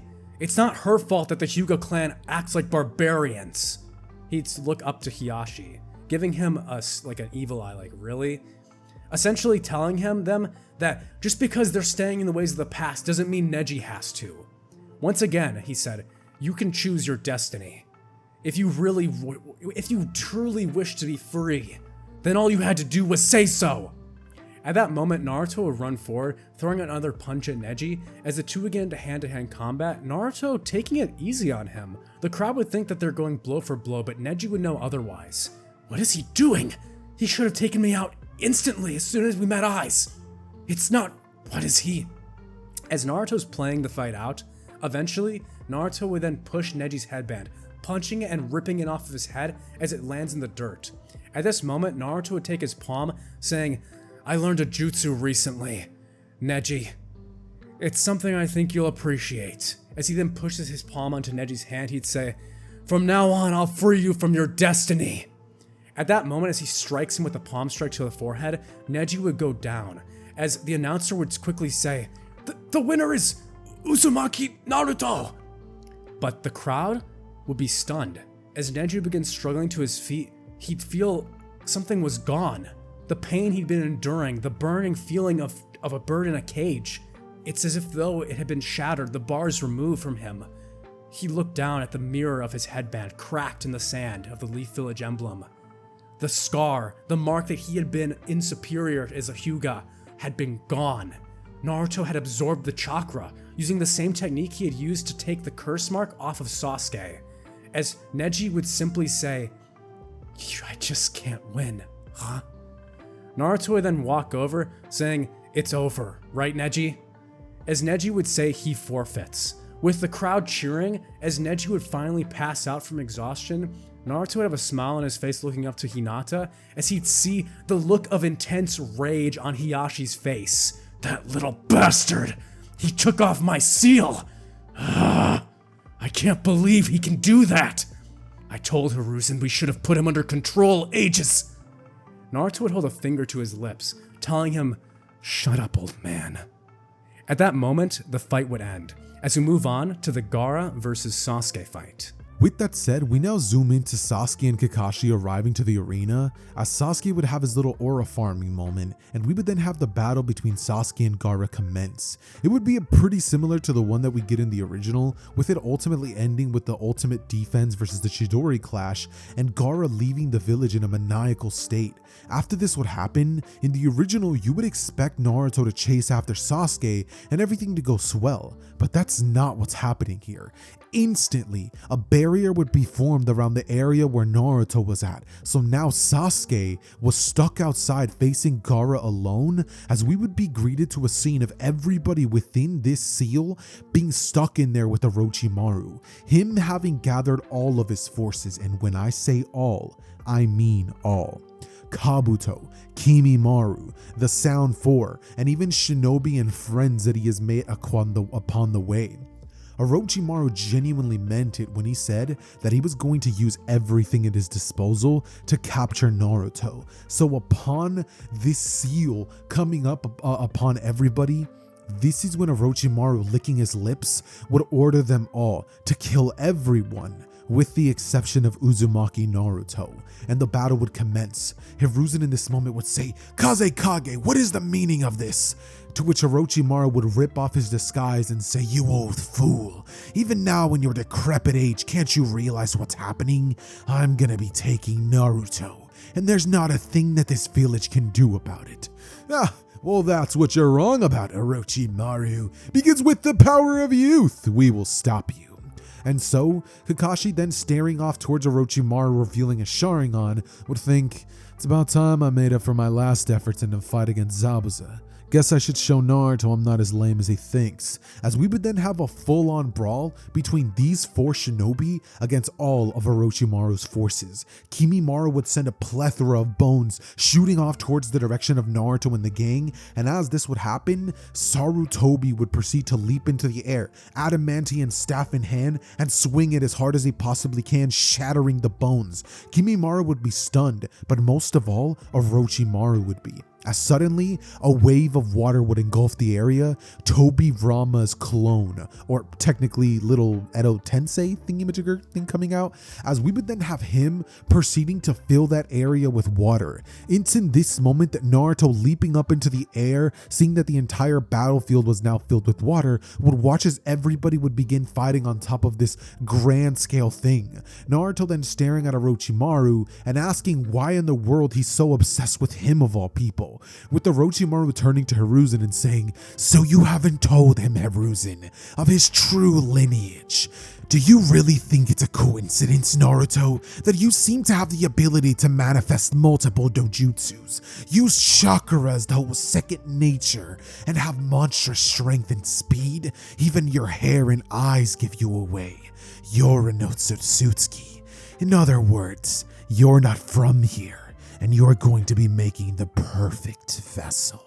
It's in this moment that suddenly a man in a gold with golden hair would appear, Minato, flashing in front of Naruto. As Naruto seeing this happen would have nearly had his neck getting cut. It's in this moment that Naruto, barely dodging, would proceed to move out of the way, with Wood Style coming flying to his direction. And Naruto seeing this happen, Naruto would proceed to use a wind style jutsu, Wind Ripper Infestation, as suddenly these wind-like shurikens would come flying in out of nowhere, shattering it, creating wood chips like there would be in a playground. As Naruto would leap into the air, and instead of landing, Naruto would start floating above it all. Naruto, seeing the devastation and destruction and seeing that Minato was coming towards him, would think, "I've got to take him out quickly." Suddenly, the gravity pressure around Minato would cause him to fall onto the ground, as Minato would hit the ground with a thump. It's at this point that Naruto, seeing this happen, would say, "Hiruzen, seal him!" And so Hiruzen, rushing towards his direction with the Death Reaper seal,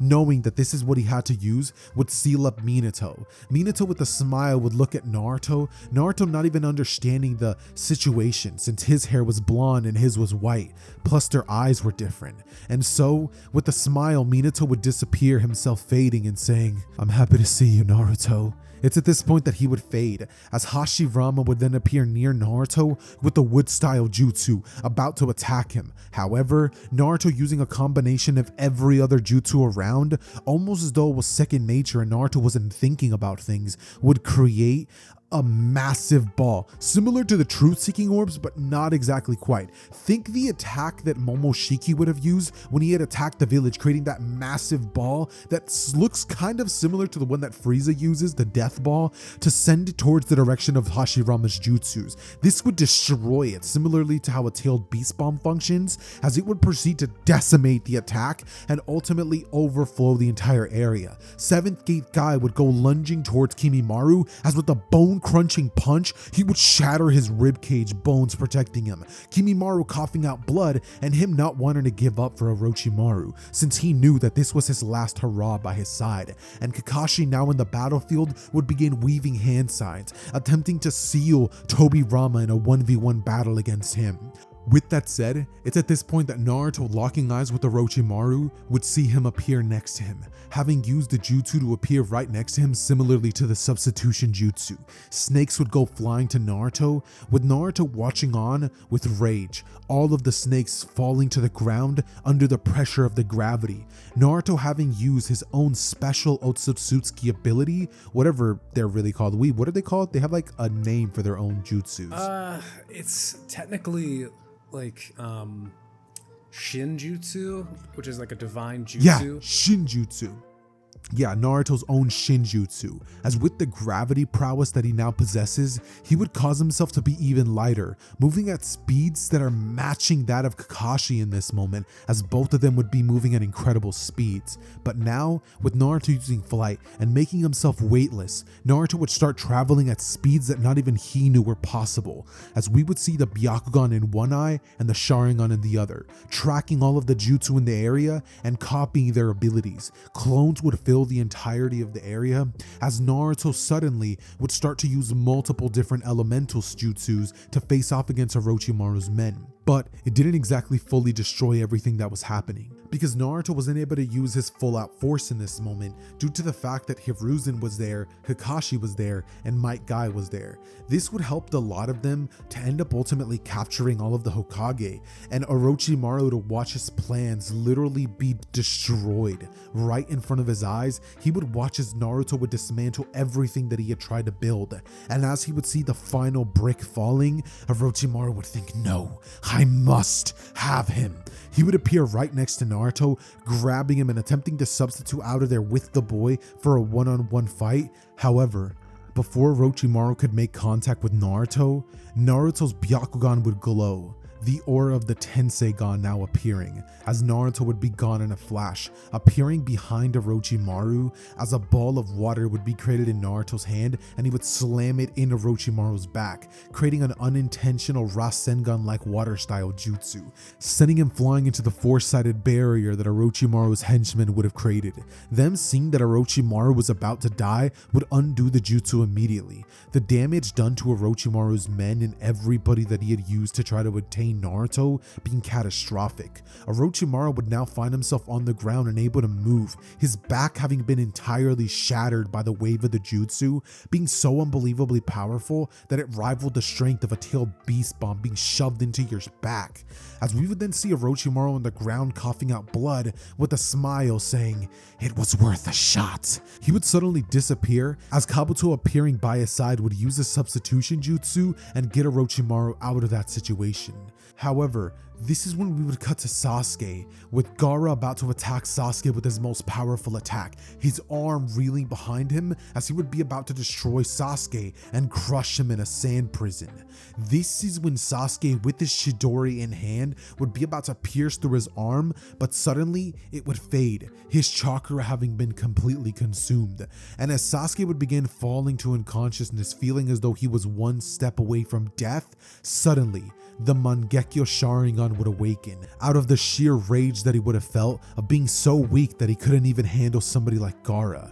He would think back on all his failures, how far Naruto had left him in the dust, and how ridiculous the idea of killing Itachi was if he truly couldn't even handle him.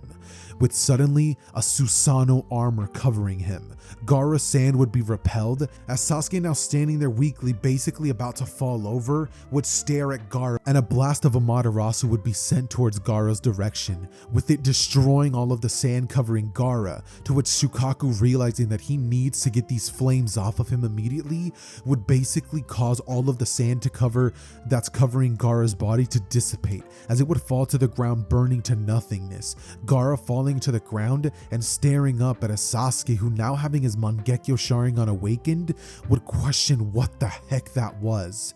But as Sasuke would fall to the ground unconscious, Gaara would simply sit there questioning everything. This is when the Sand siblings would arrive, telling Gaara that the attack is over, they failed, and they would flee the area. Sasuke on the ground unconscious, with Naruto using his Byakugan to assess the situation, trying to see if there's anybody that's died that they haven't noticed yet, or somebody in danger.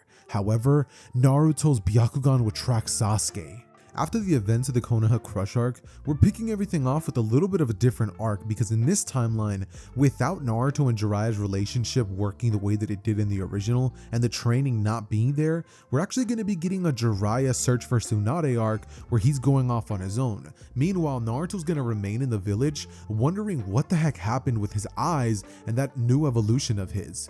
With this being the case, I'd like there to possibly be some sort of integration scene where we could maybe have, what would you think would be more like cool? We could have Hagoromo like interacting with Naruto after the awakening of the Tenseigan, or maybe we could have like the spirit of Hamura finally having like some sort of talking moment with Naruto. I don't want it to be crazy, but kind of similar to what happened in the War arc, where now Naruto's starting to unlock more of his powers gradually as the series goes on. What do you think? Yeah, so I think the way we should take this is, I don't think we should have Hagoromo show up. That should be something later if it does happen. I think Hamura himself shouldn't show up either. Instead, maybe we have some of Naruto's memories of his past incarnation, which is what's making him an Otsutsuki to begin with, that being Hamura Otsutsuki.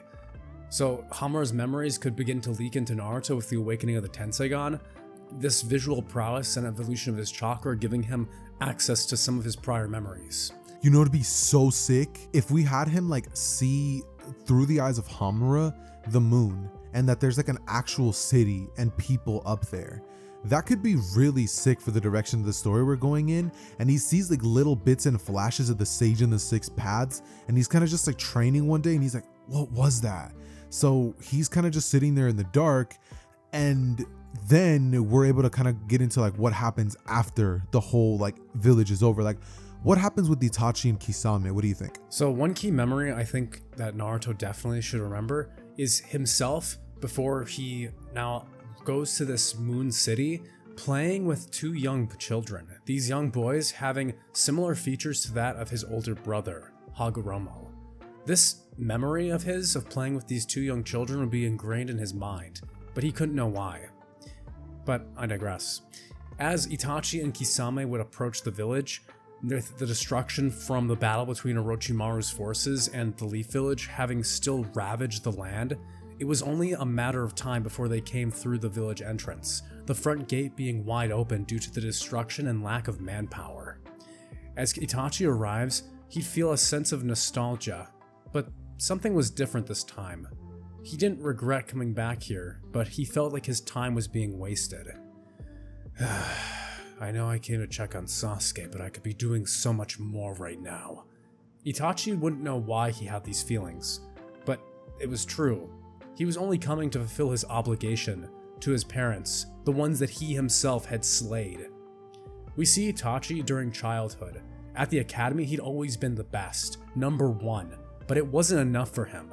No matter how much praise he had received, no matter how much talent he had, he felt inferior somehow, as if though something out there was telling him that he needed to get stronger. As Itachi and Kisame now make it to Ichiraku Ramen, we'd see Naruto, Sasuke, and Sakura sitting inside the establishment and eating. With Kakashi slowly arriving to the scene as well, Itachi would turn his eyes on Sasuke. He'd have a proud smirk, looking at Sasuke and seeing his determination in his face as he argues with this white-haired kid. That's my brother, all right. I can tell he's getting stronger just from here.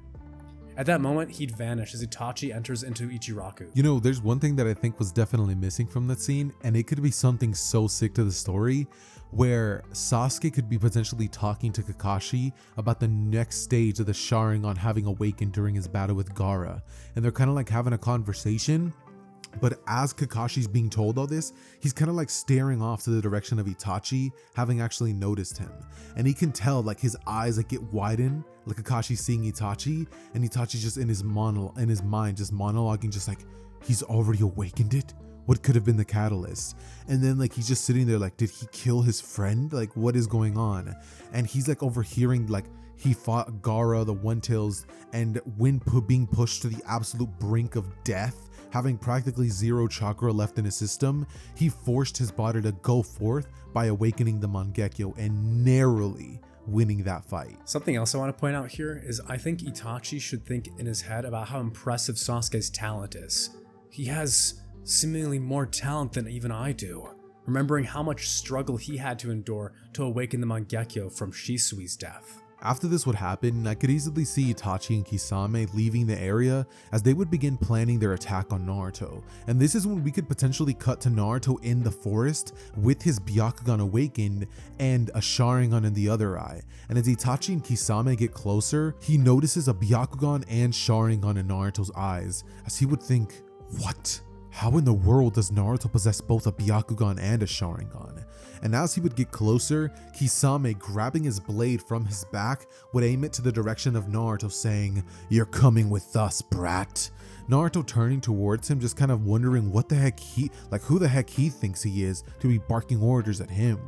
As we would then see Naruto looking at him and saying something cocky along the lines of, "You must not have heard, but I just so happen to be the protector of the Leaf Village, as he kind of like taps into the power of the Tensegon, and like this cool like blue aura just surrounds Naruto.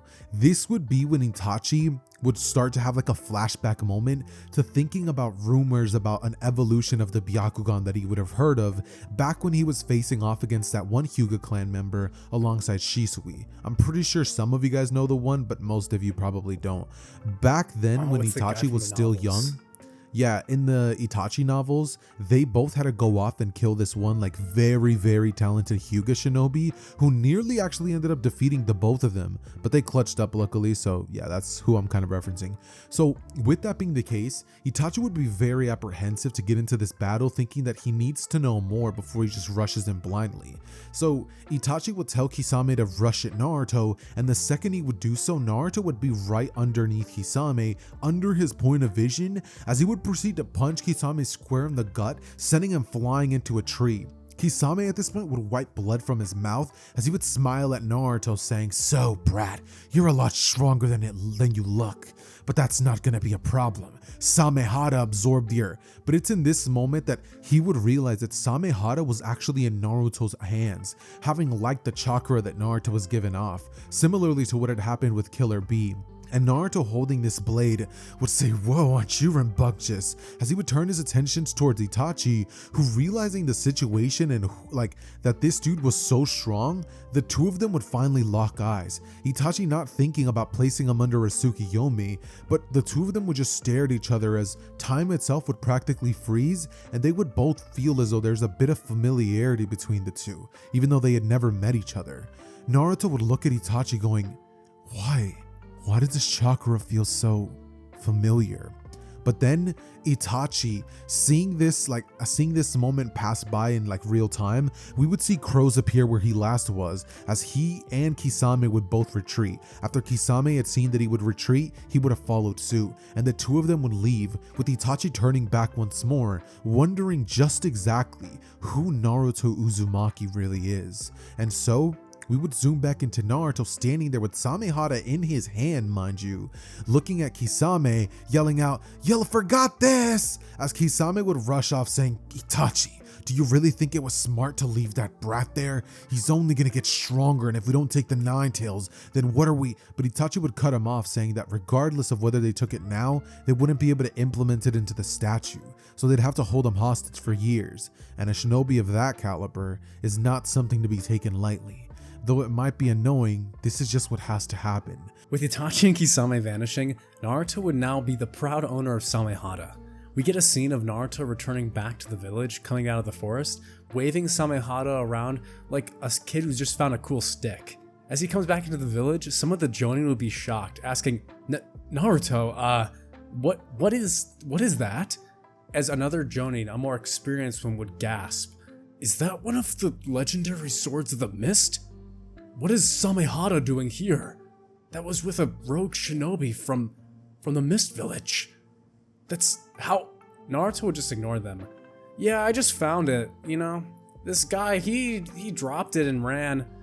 It was fine." However, his partner was pretty strong. He'd think back to seeing his eyes, the Sharingan, the same eyes he now possessed, and the same eyes as his teammate, Sasuke. "So, that is the power that you're looking for, huh, Sasuke? For some reason, I can't feel the same way you do." Every time Sasuke had talked about Itachi, about his mission, all he could feel was hatred coming off of Sasuke, and this hatred empowering him to go further. But when he met Itachi for the first time, this familiarity he felt toward him completely turned that flame that he had been building against him and mentally all away to ash. Naruto felt that there was something about Itachi that he needed to know more about. He wasn't sure exactly why.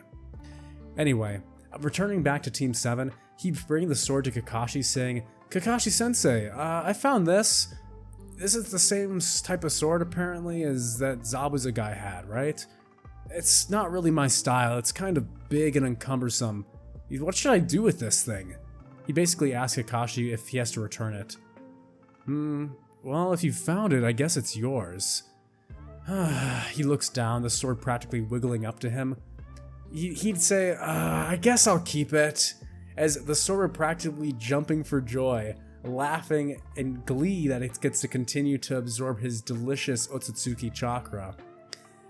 Anyway, with Naruto strapping the sword over his back, he'd sigh, feeling it rub against him. "Can you try not to chafe my skin?"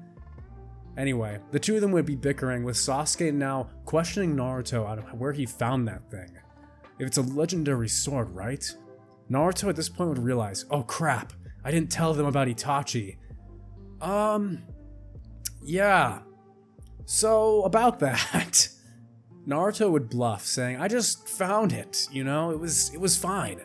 And with that, he would not tell Sasuke about Itachi coming, knowing that it could throw him into a spiral, and this Naruto would be far more gentle when it comes to Sasuke, not intending to set him off, is how I guess I should put it.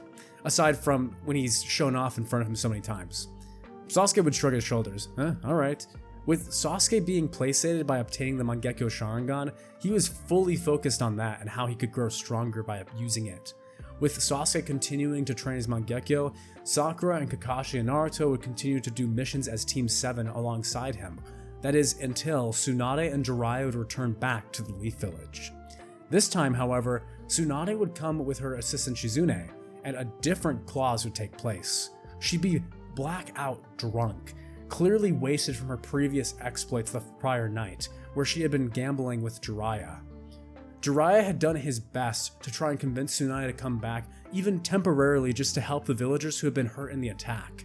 Of course, his real goal was to get her to stay and become the Hokage, since he did not want to take up that role for himself, and with Hiruzen gone, that was the only remaining option, was either him, Tsunade, or potentially Kakashi.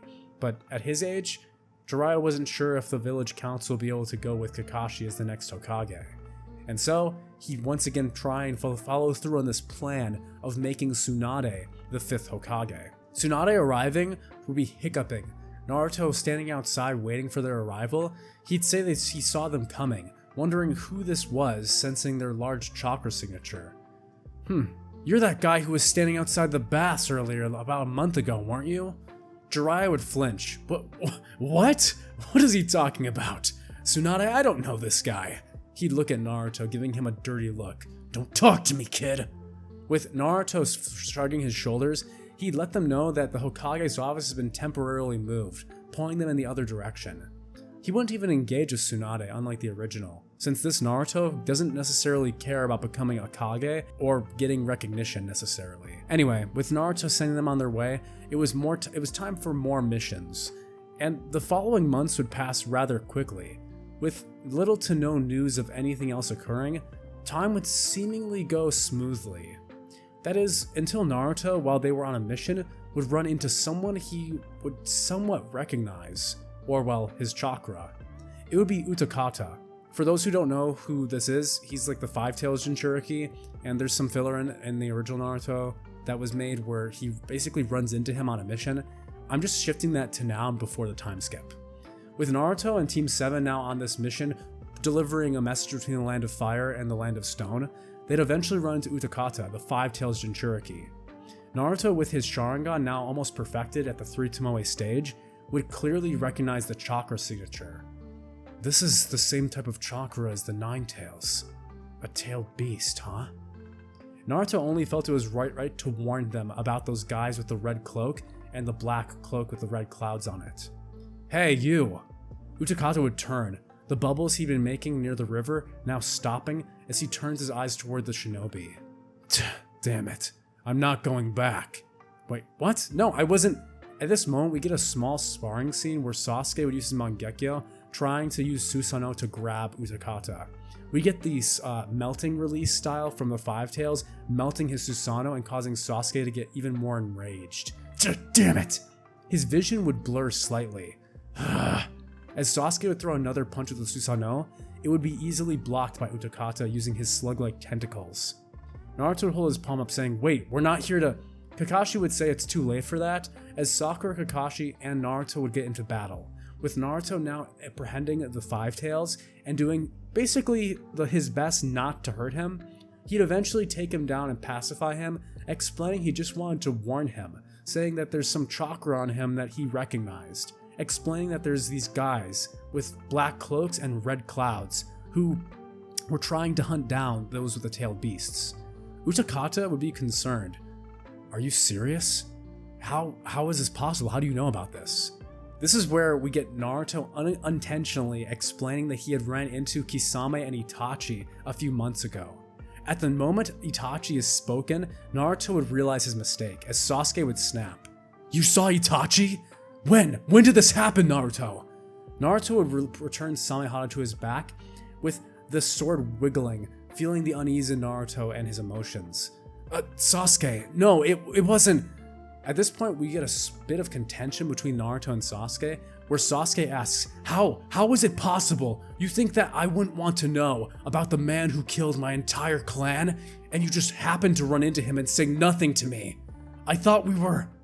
Sasuke would look at the ground. I thought we were better friends than that, but I guess I was wrong. He deactivates his Susanoo as he turns, Sasuke rushing off into the forest, with Sakura chasing after him. Kakashi would turn looking at Naruto, who he also hadn't told about this incident. You know, Naruto, you should trust your teammates a little more. With Kakashi turning back to go after Sasuke, Naruto will be left alone with Utakata. It's at this moment we get a small scene between the nine-tailed fox and the five-tails, with Kurama in a sleep-like state explaining to the five-tails that his Jinchuriki, this guy is not normal, saying that something big is going to be happening soon. With that, Five Tails and Nine Tails would split up, and Naruto would wish Utakata the best of luck, giving him a hand out of the river as he chases back after his team, his own mistake causing some now contention within what had been the perfect team, once again showing that trust and lies come hand in hand. After this would take place, we would now jump cut to Naruto and everybody returning to the village with unease in the air.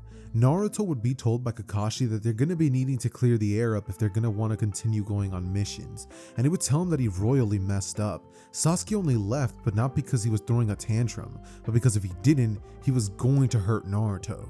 Naruto at this point would say, what? So I was supposed to just tell him about the maniac that slaughtered his clan so he could run off trying to fight him and leave things worse for the rest of us? I don't think so, Kakashi. Maybe I didn't tell him and it wasn't the right way to go about things, but I don't regret not having told Sasuke anything. Sasuke at this point, having heard that conversation, would step out saying, so, you really think that it's wise to just keep secrets from me? Then don't think that we're gonna be talking. I may have to go on missions with you, but I don't like you, Naruto. You always rubbed me the wrong way, and now I know why. Guess it wasn't just your power. You're not trustworthy. It's at this point that he would leave the area in a bit of a fit, as Naruto would be sitting there going, Of course Sasuke was listening in, and he took everything that I said to heart. Why does everybody have to be so damn annoying? It's at this point that he would look at Kakashi and tell him that at this point, he doesn't even care. Kakashi's always been so difficult, and all he was trying to do was help. It's at this point that we would jump cut for the next 3 years, with the relationship having gotten a bit better. Obviously Naruto and Sasuke going through missions time to time, and Sasuke, developing his Mangekyo abilities further and further, would find that his vision had grown extremely blurry. Him having awakened his Mangekyo during this time would heavily affect the pacing of him needing to find Itachi, because in his eyes, if he didn't, he was going to go blind very soon. So Itachi had to die, and after returning to the Uchiha compound to find out the truth about why he was losing his vision, and even questioning Kakashi sensei about why in the world he wasn't doing the same, he would finally end up realizing that it had a lot to do with his connection to Itachi. So, with that being the case, his search for him would supercharge, and after this time would have passed and Naruto understanding that he needs to help him find Itachi, would want to help him do so, but for his own reasons, because in Naruto's eyes, he didn't really think that Itachi was a bad guy. After all, that chakra that he had sensed was familiar, and he couldn't just go around killing people or taking people's eyes without figuring things out. So, with this time skip being over, we now kind of just cover how strong each of them had gotten. With Sasuke having evolved his Susanoo to about the same level as Itachi had in the original, with him almost practically going blind, Naruto having developed his Tenseigan abilities and perfecting them, as well as working a lot with the truth-seeking orbs that he's able to unlock through using the Tenseigan, as we had seen in the movie. And with that being the case, Naruto would become an absolute monster of a character. His strength was incredible, and he had gotten so much faster that he was already at that level of endgame Naruto story, where he was moving as fast as Kaguya-like characters thanks to the Tensegon, his training, and the fact that he was already born with Otsutsuki blood in his veins. He was just a monster from birth, but with training, Naruto has become something even more than that. With that being the case, we're gonna be jumping to the 3-year time skip event with Naruto, Sasuke, and Sakura being called to a mission. Sasuke having arrived and telling Tsunade that he's not going on just any missions now, because she's well aware that his eyes are losing their light. And Tsunade would tell him that for this mission in particular, they're gonna be needing him there. He doesn't have to use his Mangekyo Sharingan abilities, but Naruto and the rest of them might just need his help. It's about the Akatsuki. Gaara, the One-Tail's Jinchuriki, has just been captured. And Naruto hearing this, as well as Sasuke remembering the gruesome fight that led him to awaken the Mangekyo, would say, so what? We're supposed to just rescue that damn traitor? Don't you remember what he did to us during the attack a couple of years ago? He even tried killing me, and I'm supposed to go rescue him? No, you can count me out of this mission. He'd be very adamant about not participating in this, and so Naruto, Sakura, and Kakashi would be left to go after the One-Tails and try to capture him.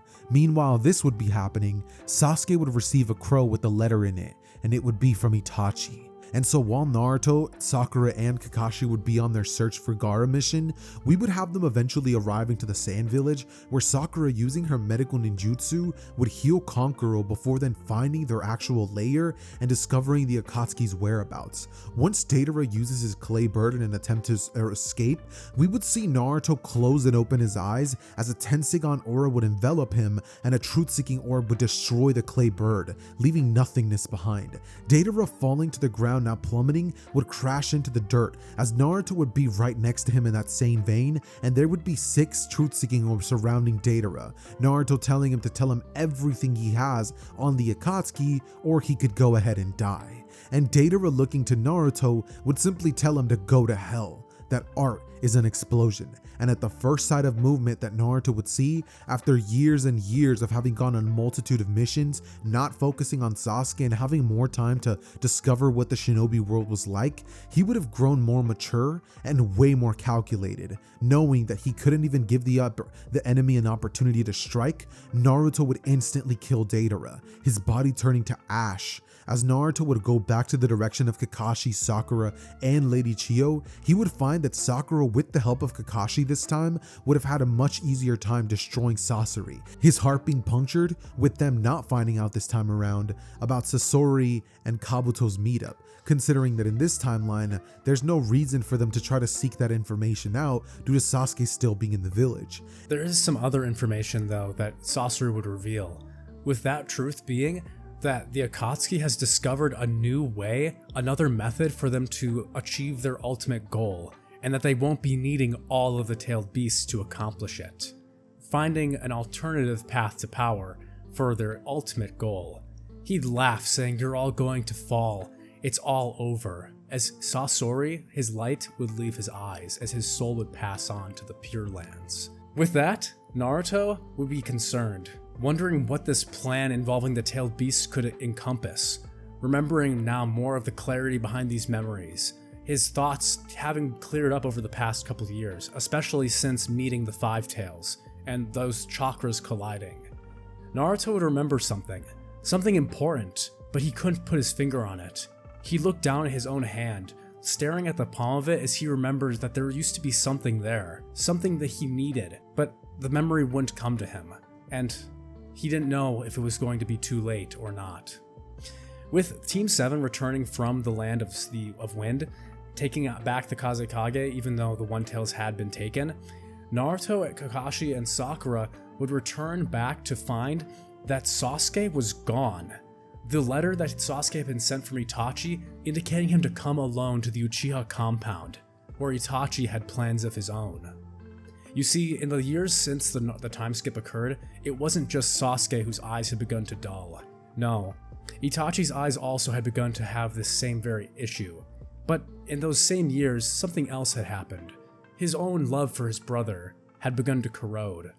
And this time, Itachi had more plans for Sasuke.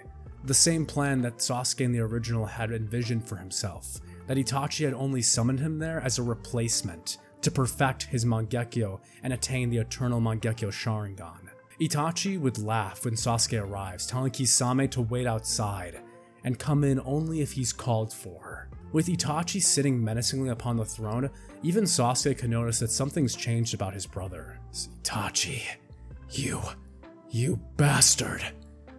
You came all the way to the Leaf Village years ago and you couldn't even have the decency to see your own brother, could you? Itachi would look at Sasuke. As Sasuke's Sharingan would flare, the Mangekyo symbol appearing, Itachi would have a grin forming on his face.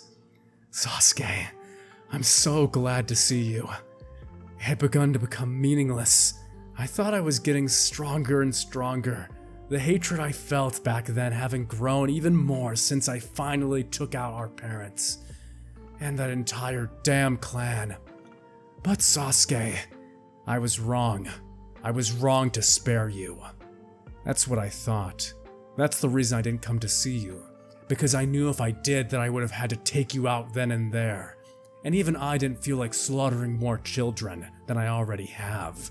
Sasuke would scream out saying, "You bastard!" as he uses a Chidori on his palm, running forward with the Mangekyo and coating his own hand with the Amaterasu over the lightning release, striking at Itachi.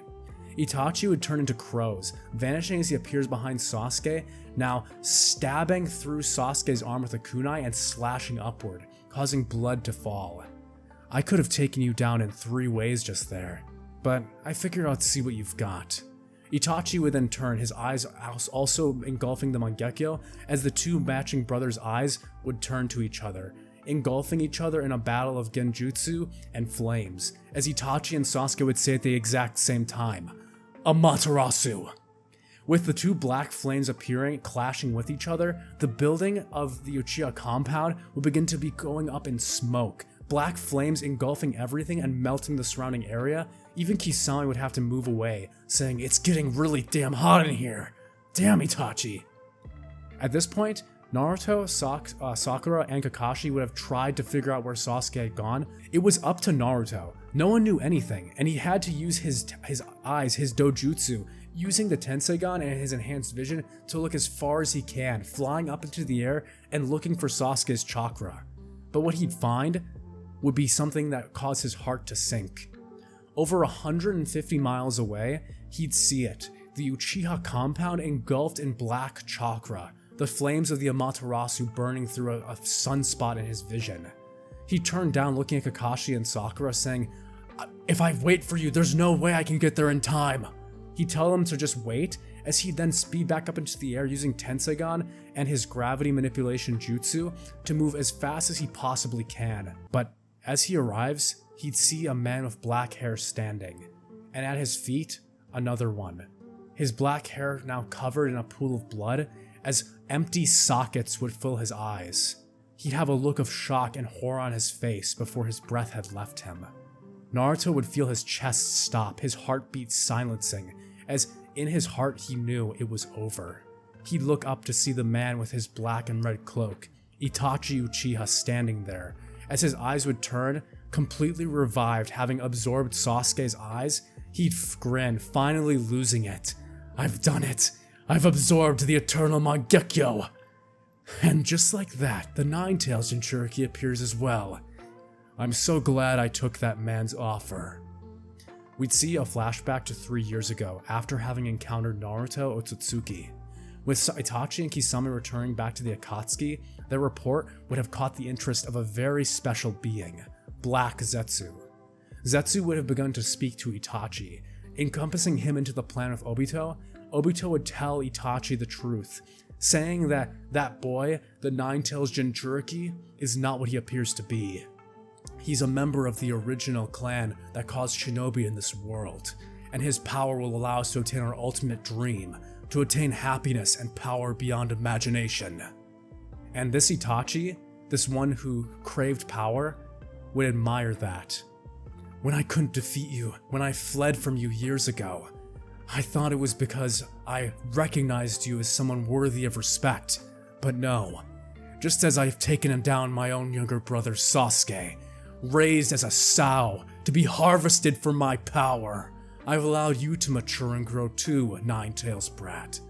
Look at you now, the perfect vessel to become power.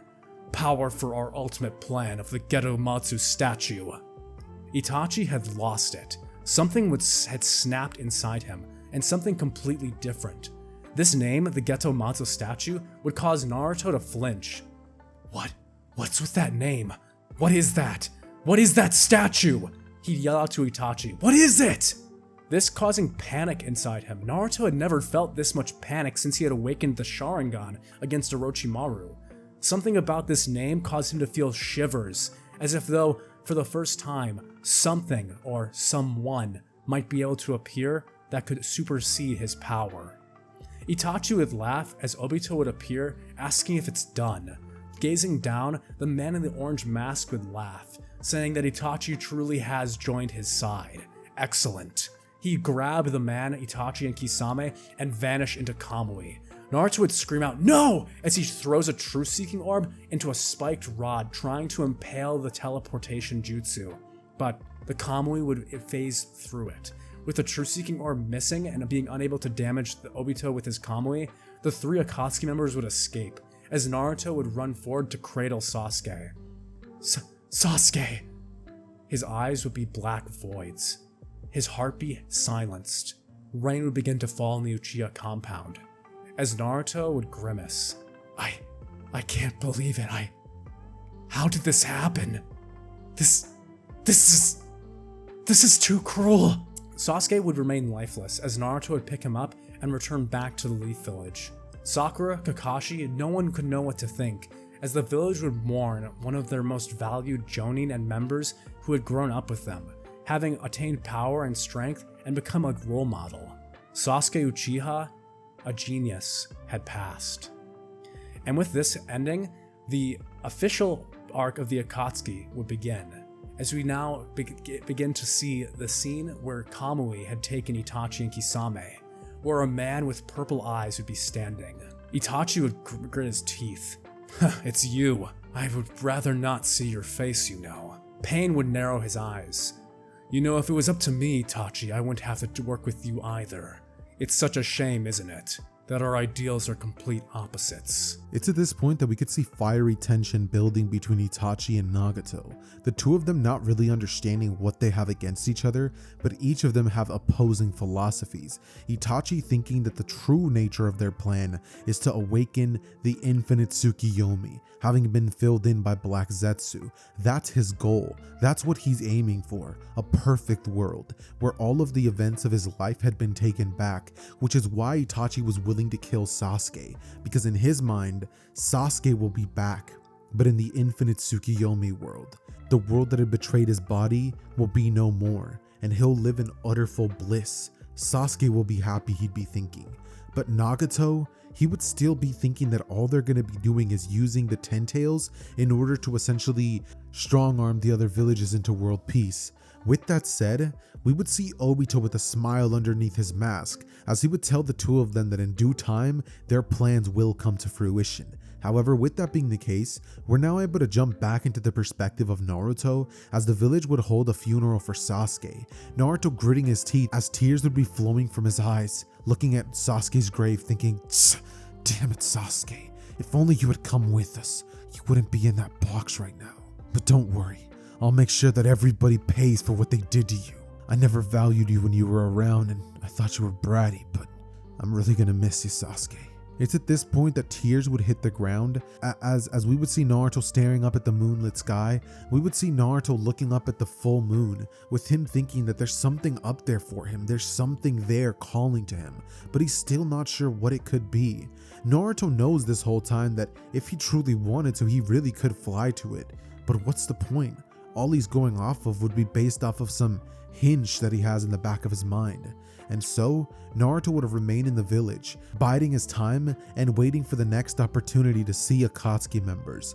It's at this point that we would have Naruto receive the best news in his life, and the worst news for Shikamaru. He would find out the Akatsuki had killed Asuma in action, and that a member by the name of Hidan and Kakazu were the ones responsible. Naruto would go to Tsunade's office requesting to be their backup and go take care of this. And it's at this point that after Tsunade would nod and give him the okay, Naruto, with his Tenseigan, knowing that he couldn't have gone too far, would use his Byakugan, which can track up to 300 miles in distance, would find where the two rogue shinobi were at, as Naruto would fly towards their direction so incredibly fast that he would arrive in 7 minutes. It's at this point that, standing at the foot of the cave that the two members were at, Naruto would question them. What exactly is your business with the Jinchuriki? And where is your leader? Two orbs in the shapes of trident-like weapons would be in their faces, with the two of them looking at Naruto and Hidan telling him that he's an immortal. But he would disappear. His body would fade, having been killed. And Naruto saying, I'm losing my patience. Kakazu, seeing that this is not something his immortality jutsu was going to save him from, would tell him to put that away, that he'll tell him, as he would go on to tell him that he's not foolish enough to waste his life away just for the goals of that Akatsuki leader. He would go on to inform him what he knows, that Pain is the leader of the Akatsuki and that he resides in the Hidden Rain village. Naruto, after hearing that info, would nod as he would say thanks, then killing Kakazu before disappearing with a strange look in his eye. He had felt genuine rage in that moment, and right now he was not playing games. He genuinely wanted to destroy everything and everyone responsible for the death of Sasuke. Rage was consuming his heart, and as Naruto would be flying, we could see that a new power had awakened in Naruto's eyes. The Mangekyo Sharingan. Naruto's Mangekyo Sharingan would shine, as we would see a crescent moon type Mangekyo Sharingan symbol with it deactivating and blood going down his cheek. It's at this point that, arriving back at the village, Naruto would arrive in front of Tsunade in an almost Superman-like landing, breaking in through the roof, would say, Lady Tsunade, I have information on the Akatsuki, and I need you to approve a mission to go to the Hidden Rain village. At this point, Tsunade would look up at Naruto, saying that if she doesn't, he's gonna go anyways, right? And he would say, I will. It's at this point that Tsunade would go on to inform Naruto that Jiraiya was actually on his way there, telling Naruto that he could meet him up there. And so, we would have Naruto flying towards the direction of Jiraiya, using his Tenseigan to track him down, and finding that Jiraiya was in the process of using a jutsu to discover the whereabouts of the actual leader of the village. Naruto, arriving by Jiraiya, would say, Toad Sage Jiraiya, Lady Tsunade sent me here to help you out with your mission. I know the leader of the Akatsuki's here, and if we find him, we can find those responsible for the death of Sasuke. Jiraiya would look to Naruto, be like, what are you doing here, boy? You know this is a spy mission. Can't exactly have you getting in my way. However, it's at this point that Naruto, using the transformation jutsu effortlessly, would change his appearance to look just like the man that Jiraiya was interrogating, as he would say it's not going to be a problem. And so, he and Jiraiya would go through the village doing reconnaissance work, finding out the true location of the leader, as Naruto would come face to face, not with paths, but with the Nagato Uzumaki. Red hair and purple eyes would glimmer as rain would begin falling on the village, and Jiraiya would say, Nagato, it's you. It's at this point that Naruto, staring at that man, would say, you're the leader of the Akatsuki? I don't believe it. The real leader's wearing an orange mask and has black hair. You look nothing like him. And what's with the Rinnegan in your eyes? To this, Nagato would tell him that he is the de facto leader of the Akatsuki, but that it's true that he's not pulling the strings. At this point, gravity would repel Naruto, sending him backwards, with Naruto using his own gravitational force to repel that attack away, telling him that his Shinra Tensei was not going to be affecting him.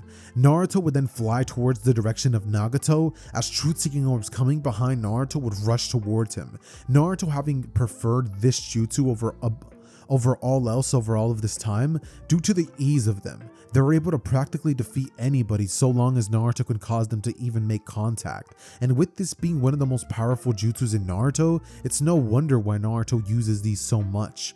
Naruto at this point would come face to face with Nagato, as Jiraiya would say, Naruto, wait. Then we would have Jiraiya looking to Nagato as he would ask him why. Why in the world has he and Konan gone down this path. And Nagato would stare at Jiraiya with deadbeat eyes as he would simply tell him that the pain of this world knows no bounds, and that if the world was going to be showing him such pain, then he was going to have to reflect. Jiraiya would ask, Nagato, Konan, why? When I left you three of you. Wait, where's Yahiko? Nagato's eyes would shift. He's not with us right now. Konan would look sadly towards Nagato as his purple Rinnegan would shine, looking down toward the ground, his reflection beaming up toward him. You see, Jiraiya-sensei, when you left us, the world was nowhere closer to peace than when you had arrived. My village, my friends, everything here in the Rain Village had been destroyed by the great nations during the Third Great Shinobi War. He'd point to Naruto. You've seen it. That eye, he'd point to Naruto's Mangekyo Sharingan. It's proof of the pain you've endured in this world. Don't you understand? Jiraiya-sensei, don't you understand? This needs to be corrected. It's a mistake. We can't allow this to continue. This cycle of hatred. He'd punch the wall next to him as the wall would crack. Naruto would tell him he's insane. Looking at him and his purple Rinnegan, Naruto could only realize how wrong this all was. Something here felt incorrect. This shouldn't be at all what the words coming out of this man's mouth are saying. As Nagato once again says that he will fix it, I will fix it. With the power of the tailed beasts, I've learned of a way to hold the villages and strong-arm them into forcing peace. Naruto would grit his teeth. And then what? Once you've done that, who's going to keep that peace? Unless you're saying you'll live forever. Nagato would look up. They'll forget. Time will pass. They will forgive. But that's not the end of my goal. He looked down. Using the power of the tailed beasts, I'll erase all ability of ninjutsu. By erasing all traces of learning ninjutsu, genjutsu, and taijutsu, I'll remove violence from this world. It's possible, isn't it? I've heard of it, you know. A massive genjutsu called the Infinite Tsukuyomi. That bastard Itachi wants to steal it from me himself. But I am the leader and he will obey me. He'll understand that peace through this power is the only option. And with this divine ability to rewrite this world, he'd hold his hand up. I'll remove the cursed ninjutsu that the Sage of Six Paths wrought upon this world. And with that, the battle would begin. As Naruto would throw a truth-seeking orb toward Nagato, Konan would transform into paper moving toward Jiraiya, their fight beginning in earnest.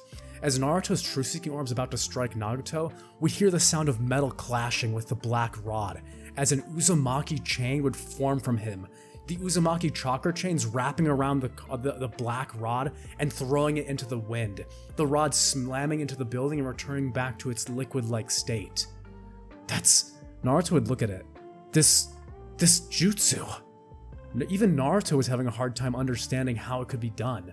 This was a far more complex Kekkeigenkai than those he had seen before. Even if he wanted to copy it, as he was thinking all this, Nagato would attack, sweeping a chain and using his path's abilities, turning the chain into technology and electrocuting it. Using power, he would generate electrical style using lightning style and electrocute Naruto. Naruto would get wrapped around by the chains as he'd feel electricity burning his skin. Naruto would say, yeah, enough of that, as he'd activate his own Susanoo, a turquoise Susanoo covered with the energy of the Tenseigan, the blue and turquoise energy of the Tenseigan forming a cloak around it, as it grabbed the chain, snapping it like a twig. Naruto would back up saying, we're taking it to this scale then, huh? I can do that too. As Naruto would dig into his chakra, he'd yell out, Shinra Tensei!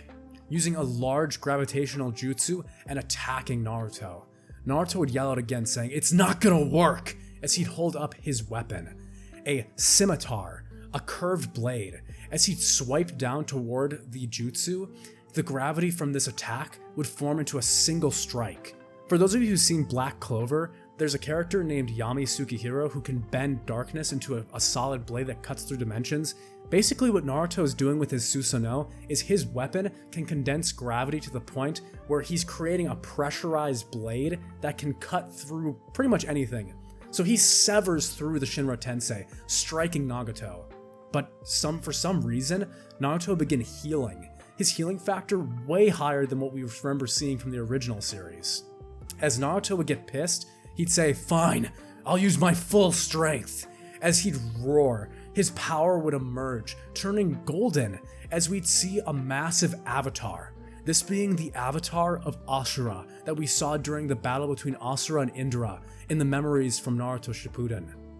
At this point, it's where Naruto's memories would finally click. This chakra.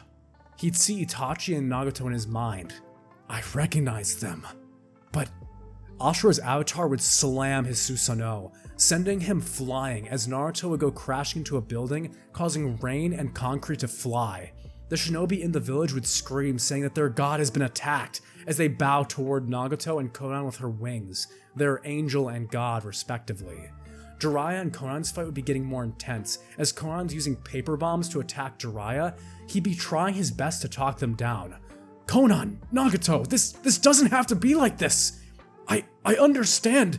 You must have lost Yahiko, and it's not your fault."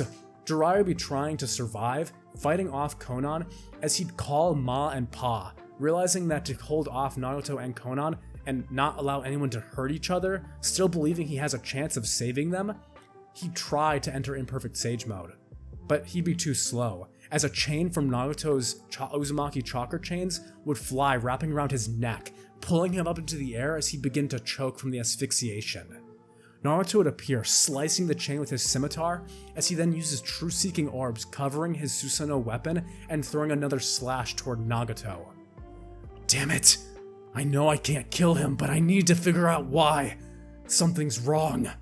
He'd try and take Nagato down with the best of his abilities, using his gravity and his different dojutsu. But Nagato was so resistant. His stamina and strength, this was the hardest fight Naruto's had so far, for sure, bar none having to use this much power against an opponent. Naruto would roar, using his soul relief jutsu as he'd grip using the human path to create a tear in space, pulling in summons. Then he'd grab the shinobi down beneath him at the rain village and rip their souls out, consuming them to absorb more chakra to continue keeping up with Naruto, his stamina slowly draining from this fight. Naruto would be gasping. "Damn it, just go down!" It's at this point that a familiar face would appear. "Oh? Pain. You could use a hand, couldn't you?" And Amaterasu would shine as black flames would coat Naruto's Susanoo. Jiraiya would look up, realizing that another member of the Akatsuki had appeared. It was Itachi Uchiha. As we have Itachi standing on the clock tower, he'd look down at Nagato, who'd scream up to him, "Stay out of this! This is my fight!" "I can't believe him, he's meddling too much. Zetsu, damn it." With this, Pain, who had thought that everything was going according to his plan, would begin to feel a breakdown. As he realizes he is running out of strength, he'd call for them to escape, with Naruto yelling, "Not this time," as he'd use another jutsu, creating a temporal blast as he takes gravity, combining it with pure chakra, condensing the chakra to the point where he's successfully mimicked that of the tailed beast bomb. After having seen Yukata use it during the Five Tails attack before the time skip, Naruto had begun studying the technique, actually learning how to create a tailed beast bomb by himself.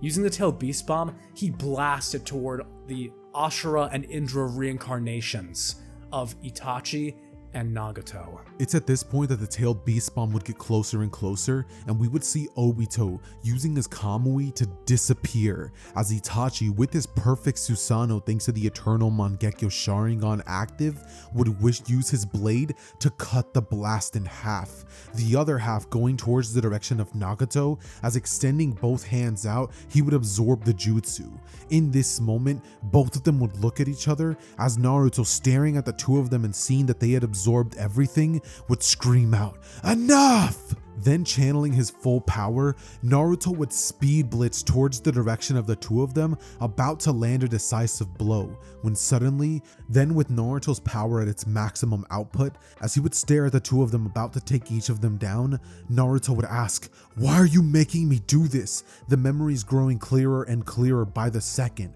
"You two are brothers!" Then, after those words would leave his lips, Itachi and Nagato would both stare at each other, wondering what he's on about. And it's at this moment that we would finally see everything click. In this timeline, Sasuke wasn't the reincarnation of Indra. It was actually Itachi Uchiha. And Ashura was actually going to be Nagato in this timeline, which is why his much more resilient Otsutsuki type body was able to actually withstand the attack that normally would have left Nagato in a paraplegic like state. So, with this outcome being the case, Obito had planned this entire time to trick each of them and use them both to actually feed to the Ten Tails Jinchuriki to make it get its usual power and be able to ultimately feed it so that he could grow stronger when the moment comes to use the infinite Tsukiyomi. And Obito, seeing this battle from afar, would be waiting for Naruto to weaken the two of them for him to summon the Ten Tails. As Naruto would be about to get closer to attack each of them, both of them would scream, "What are you talking about?" As each eye would be shown in tandem, one Rinnegan and one Eternal Mangekyo. As Naruto would go in to fight the two of them, an aura would envelop Naruto, with white Kurama chakra covering Naruto. Naruto in this moment, in his mind, would have spoken to Kurama, telling him that he knows everything now. He is Hamura and not Hamura all at the same time. And the Nine Tails, finally having understood why his chakra felt so similar to Hagoromo's this entire time, would willingly lend Naruto his power, saying that if this is what Hagoromo wanted, then he sees no reason why he shouldn't help him. He would chuckle as his cage would be opened, Naruto having destroyed the seal holding him back, as in this moment Naruto would charge up an attack so potent, a white light would end up enveloping the area, as two Naruto clones would appear and would both speed blitz the two of them so fast the Rinnegan and Eternal Mangekyo couldn't even register it, and two gentle fist attacks would hit them square in their pelvises, shutting down every single chakra network in that instant. The two of them, now falling to the ground, feeling the air leaving their lungs, would start coughing. As we would then jump cut to Obito arriving at the last second and clapping. "Well done, Naruto Uzumaki. Well done." Suddenly, we would see Obito walking closer to Naruto as he would ask him, "Do you want to know why I gathered the two of them together and I let them be defeated by you, Uzumaki Naruto? Well, it's because of this." Obito would turn intangible, not allowing Naruto to even damage him. Obito would phase. As he would walk towards the direction of Obito, Naruto trying to attack him with a truth-seeking orb or anything that he could get his hands on, but understanding that this was a time-space ninjutsu, Naruto would know that there wasn't a thing he could do. He would simply await for the perfect moment to strike, and as Obito would be about to the eye of Nagato, Naruto would throw a kick so fast that it would look like a beam of light had just swung right by the head of Obito. However, him expecting this would phase through it, as grabbing onto the body of Nagato, he and Nagato would teleport into the Kamui dimension, where Obito would return with one Rinnegan in his left eye and the Kamui in his right. It's at this point that we owe you an explanation. From the beginning of this story, we were telling you that Naruto was an Otsutsuki, but what does that really mean? By having this power here, things have changed across the entire story. It all started when Itachi and Kisame fought against Naruto as a kid. With Naruto having taken out Orochimaru's forces, and these two Akatsuki members reporting how powerful he was, even causing Itachi to change his path, feeling so dwarfed in power, causing this insecurity inside of him. This has caused a collapse, where Black Zetsu, the manipulator behind the lore of this story, would recognize the abilities they describe, realizing he must be an inheritor of one of the sons of his mother, the sons of Kaguya. It's with this that the plan had begun, with them explaining everything and manipulating both Itachi and Nagato, recognizing their value, and understanding why Itachi had been left alive. It was Naruto's hesitancy to take him down that had given away that he was actually Indura's reincarnation. This being an inference from Black Zetsu due to Itachi surviving in an encounter with an Otsutsuki. This was all they needed to know for their plan to take action.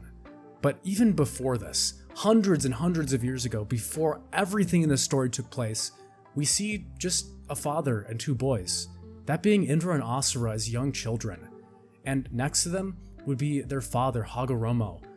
Playing with the two of them, he looked to his brother Hamura, saying that he couldn't bear it if these two ever were to fight, and had to fight what they had to with their mother, remembering the tough battle they had to defeat Kaguya and to save this world. Hamura would make a promise. Brother, if my nephews here ever need help, and they're unable to save themselves, they know that their cool uncle's gonna come in and stop them. That would be the memory that Naruto would have resurfaced when he screamed, "Your brothers!" The rage that he felt that someone had manipulated his family to this point, where this cycle had continued for so long, had engulfed him. And now, Obito had regained the power of a Rinnegan with the Kamui. Having taken Nagato's body, it'd be child's play to abduct Itachi as well.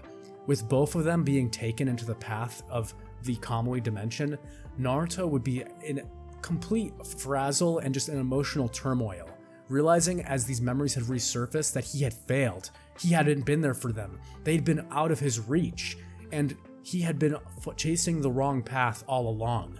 If only he had remembered earlier, if he could have done something. But it was too late. And with this, Obito would disappear for one entire week. This would be, of course, when the Rain Village had been completely destroyed by that Bijudama and that massive attack, causing a cataclysm across the land. With the Hokage having reported the Akatsuki's attack on the Nine Tails and everything going on with the Akatsuki in general, the Eight Tails had been abducted sometime during the Sasuke versus Itachi fight. It was in fact Pain who had hunted down the Eight Tails, causing destruction in the Rain Village and the Cloud Village, taking the Killer Bee. The rest of the Jinchurikis had been captured, and it was time to initiate their plan. And so, at the 5 Kage summit where Tsunade would arrive, Naruto would once again hear word on her return, that the 4th Great Shinobi War had been declared, and that himself and Jiraiya would be participating. With Naruto being the last Jinchuriki needed, she would propose that the Kage had told him that he needs to sit tight and wait. Naruto would say to hell with that, explaining that they don't need him to activate the Gedomazu statue, saying that this is beyond them. If they don't find him first, if they can't find Obito or Madara Uchiha or whoever this guy is, they don't know his name. If they can't find Madara Uchiha before he activates the Gedomazu statue, it's over. He'd be shaking. If she comes back, I can't stop her. Not on my own. He'd feel his hands shaking. He remembered the fear he had felt when him and Hagoromo had defeated Kaguya. Naruto would shake his head. No, it's different now. I'm way stronger than I was back then. I've gained and lost so much. And with this, Naruto would begin the hunt with the rest of the Leaf Village and the other villages, declaring war as the 4th Great Shinobi War would begin. After this would take place, Naruto would stare off towards the moon, remembering something key to everything. Wait, the Gedomazu. I know where it is. We would see Naruto flying off into the distance as he would make it to the moon, and on it, Naruto would find the Gedomazu statue, realizing that they still have not yet been absorbed. He would breathe a sigh of relief, as from the corner of his eye he could see Toneri, having been trying to sneak up behind him. Toneri would be flying, saying, "Who are you?" with Naruto seeing his white eyes, his white hair, and his strange features. Naruto would recognize him as an Otsutsuki, if not a descendant, and then turning towards him, he would say, "Who are you?" To which Toneri would reply, "My name is Toneri Otsutsuki." Naruto, hearing this, would be shocked. "You're my descendant?" as he would go on to realize that this is who he has to be. Naruto would look at him and say, "Good, I need your help." But Toneri would not be having it until Naruto would activate his Tenseigan once more, telling him that he is the reincarnation of Hamura Otsutsuki.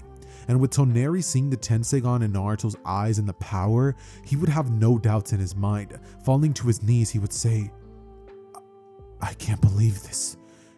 You're back." And Naruto would ask him just how much he thinks he can help, with Toneri telling him that without something like his power, he won't even be of much use. Naruto would touch his own chin as he would go towards the direction of Toneri, and placing a hand on top of his eyes, Naruto would funnel his own chakra into him.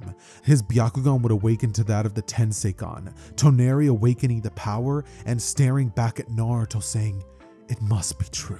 Only Hagoromo would have been able to bestow such power," as he would bow down before him and tell him that wherever he wants him to go, he will follow, up to the ends of the earth and beyond that. It's at this point that Naruto, turning to Toneri, would ask him what exactly his strongest jutsu is, to which Toneri, creating a massive orb out of the truth-seeking orbs, would go on to tell him that this would be it.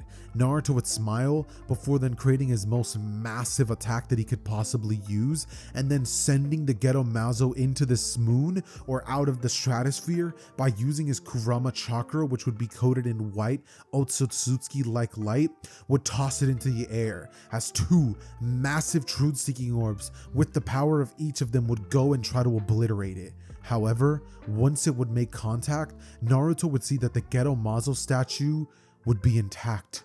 What? How? I used a truth-seeking orb. Naruto, realizing that he can't destroy it, would look to Toneri, telling him that they need to get back to Earth immediately. It'd be at this point that Naruto would go over towards Toneri, telling him that he needs to carry the statue.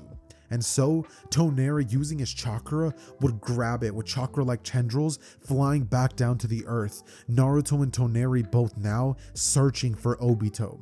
And every time that they would find themselves one step closer, they would be one step further, thanks to Obito's ability to use the Kamui. However, it's at this moment that Obito would finally summon the Geto statue in an entirely different section of the planet, with Naruto going, "What? No! As he would finally, using his Tenseigan vision, find Obito, and making his way there as fast as possible, he would be 1 minute away, as we would see Obito grabbing the bodies of Itachi and Nagato, which were currently being drugged up with who knows what kind of stuff, would find themselves incapacitated. Obito would say that it's about time that their plan comes to fruition. He would think, "Rin, I will see you soon," as he would then be prepared to throw Itachi into the Geto Maza. However, before he could do this, Naruto would come in out of nowhere. Naruto would arrive, as standing in front of Obito and telling him that there's no way he's gonna let him do that to his nephews. He would tell him to step back. It's at this point that as Naruto standing between the bodies of Itachi and Nagato, Obito through gritted teeth would say, "And what do you intend to do? You can't even harm me." Naruto would smirk, saying, "You're right, I can't."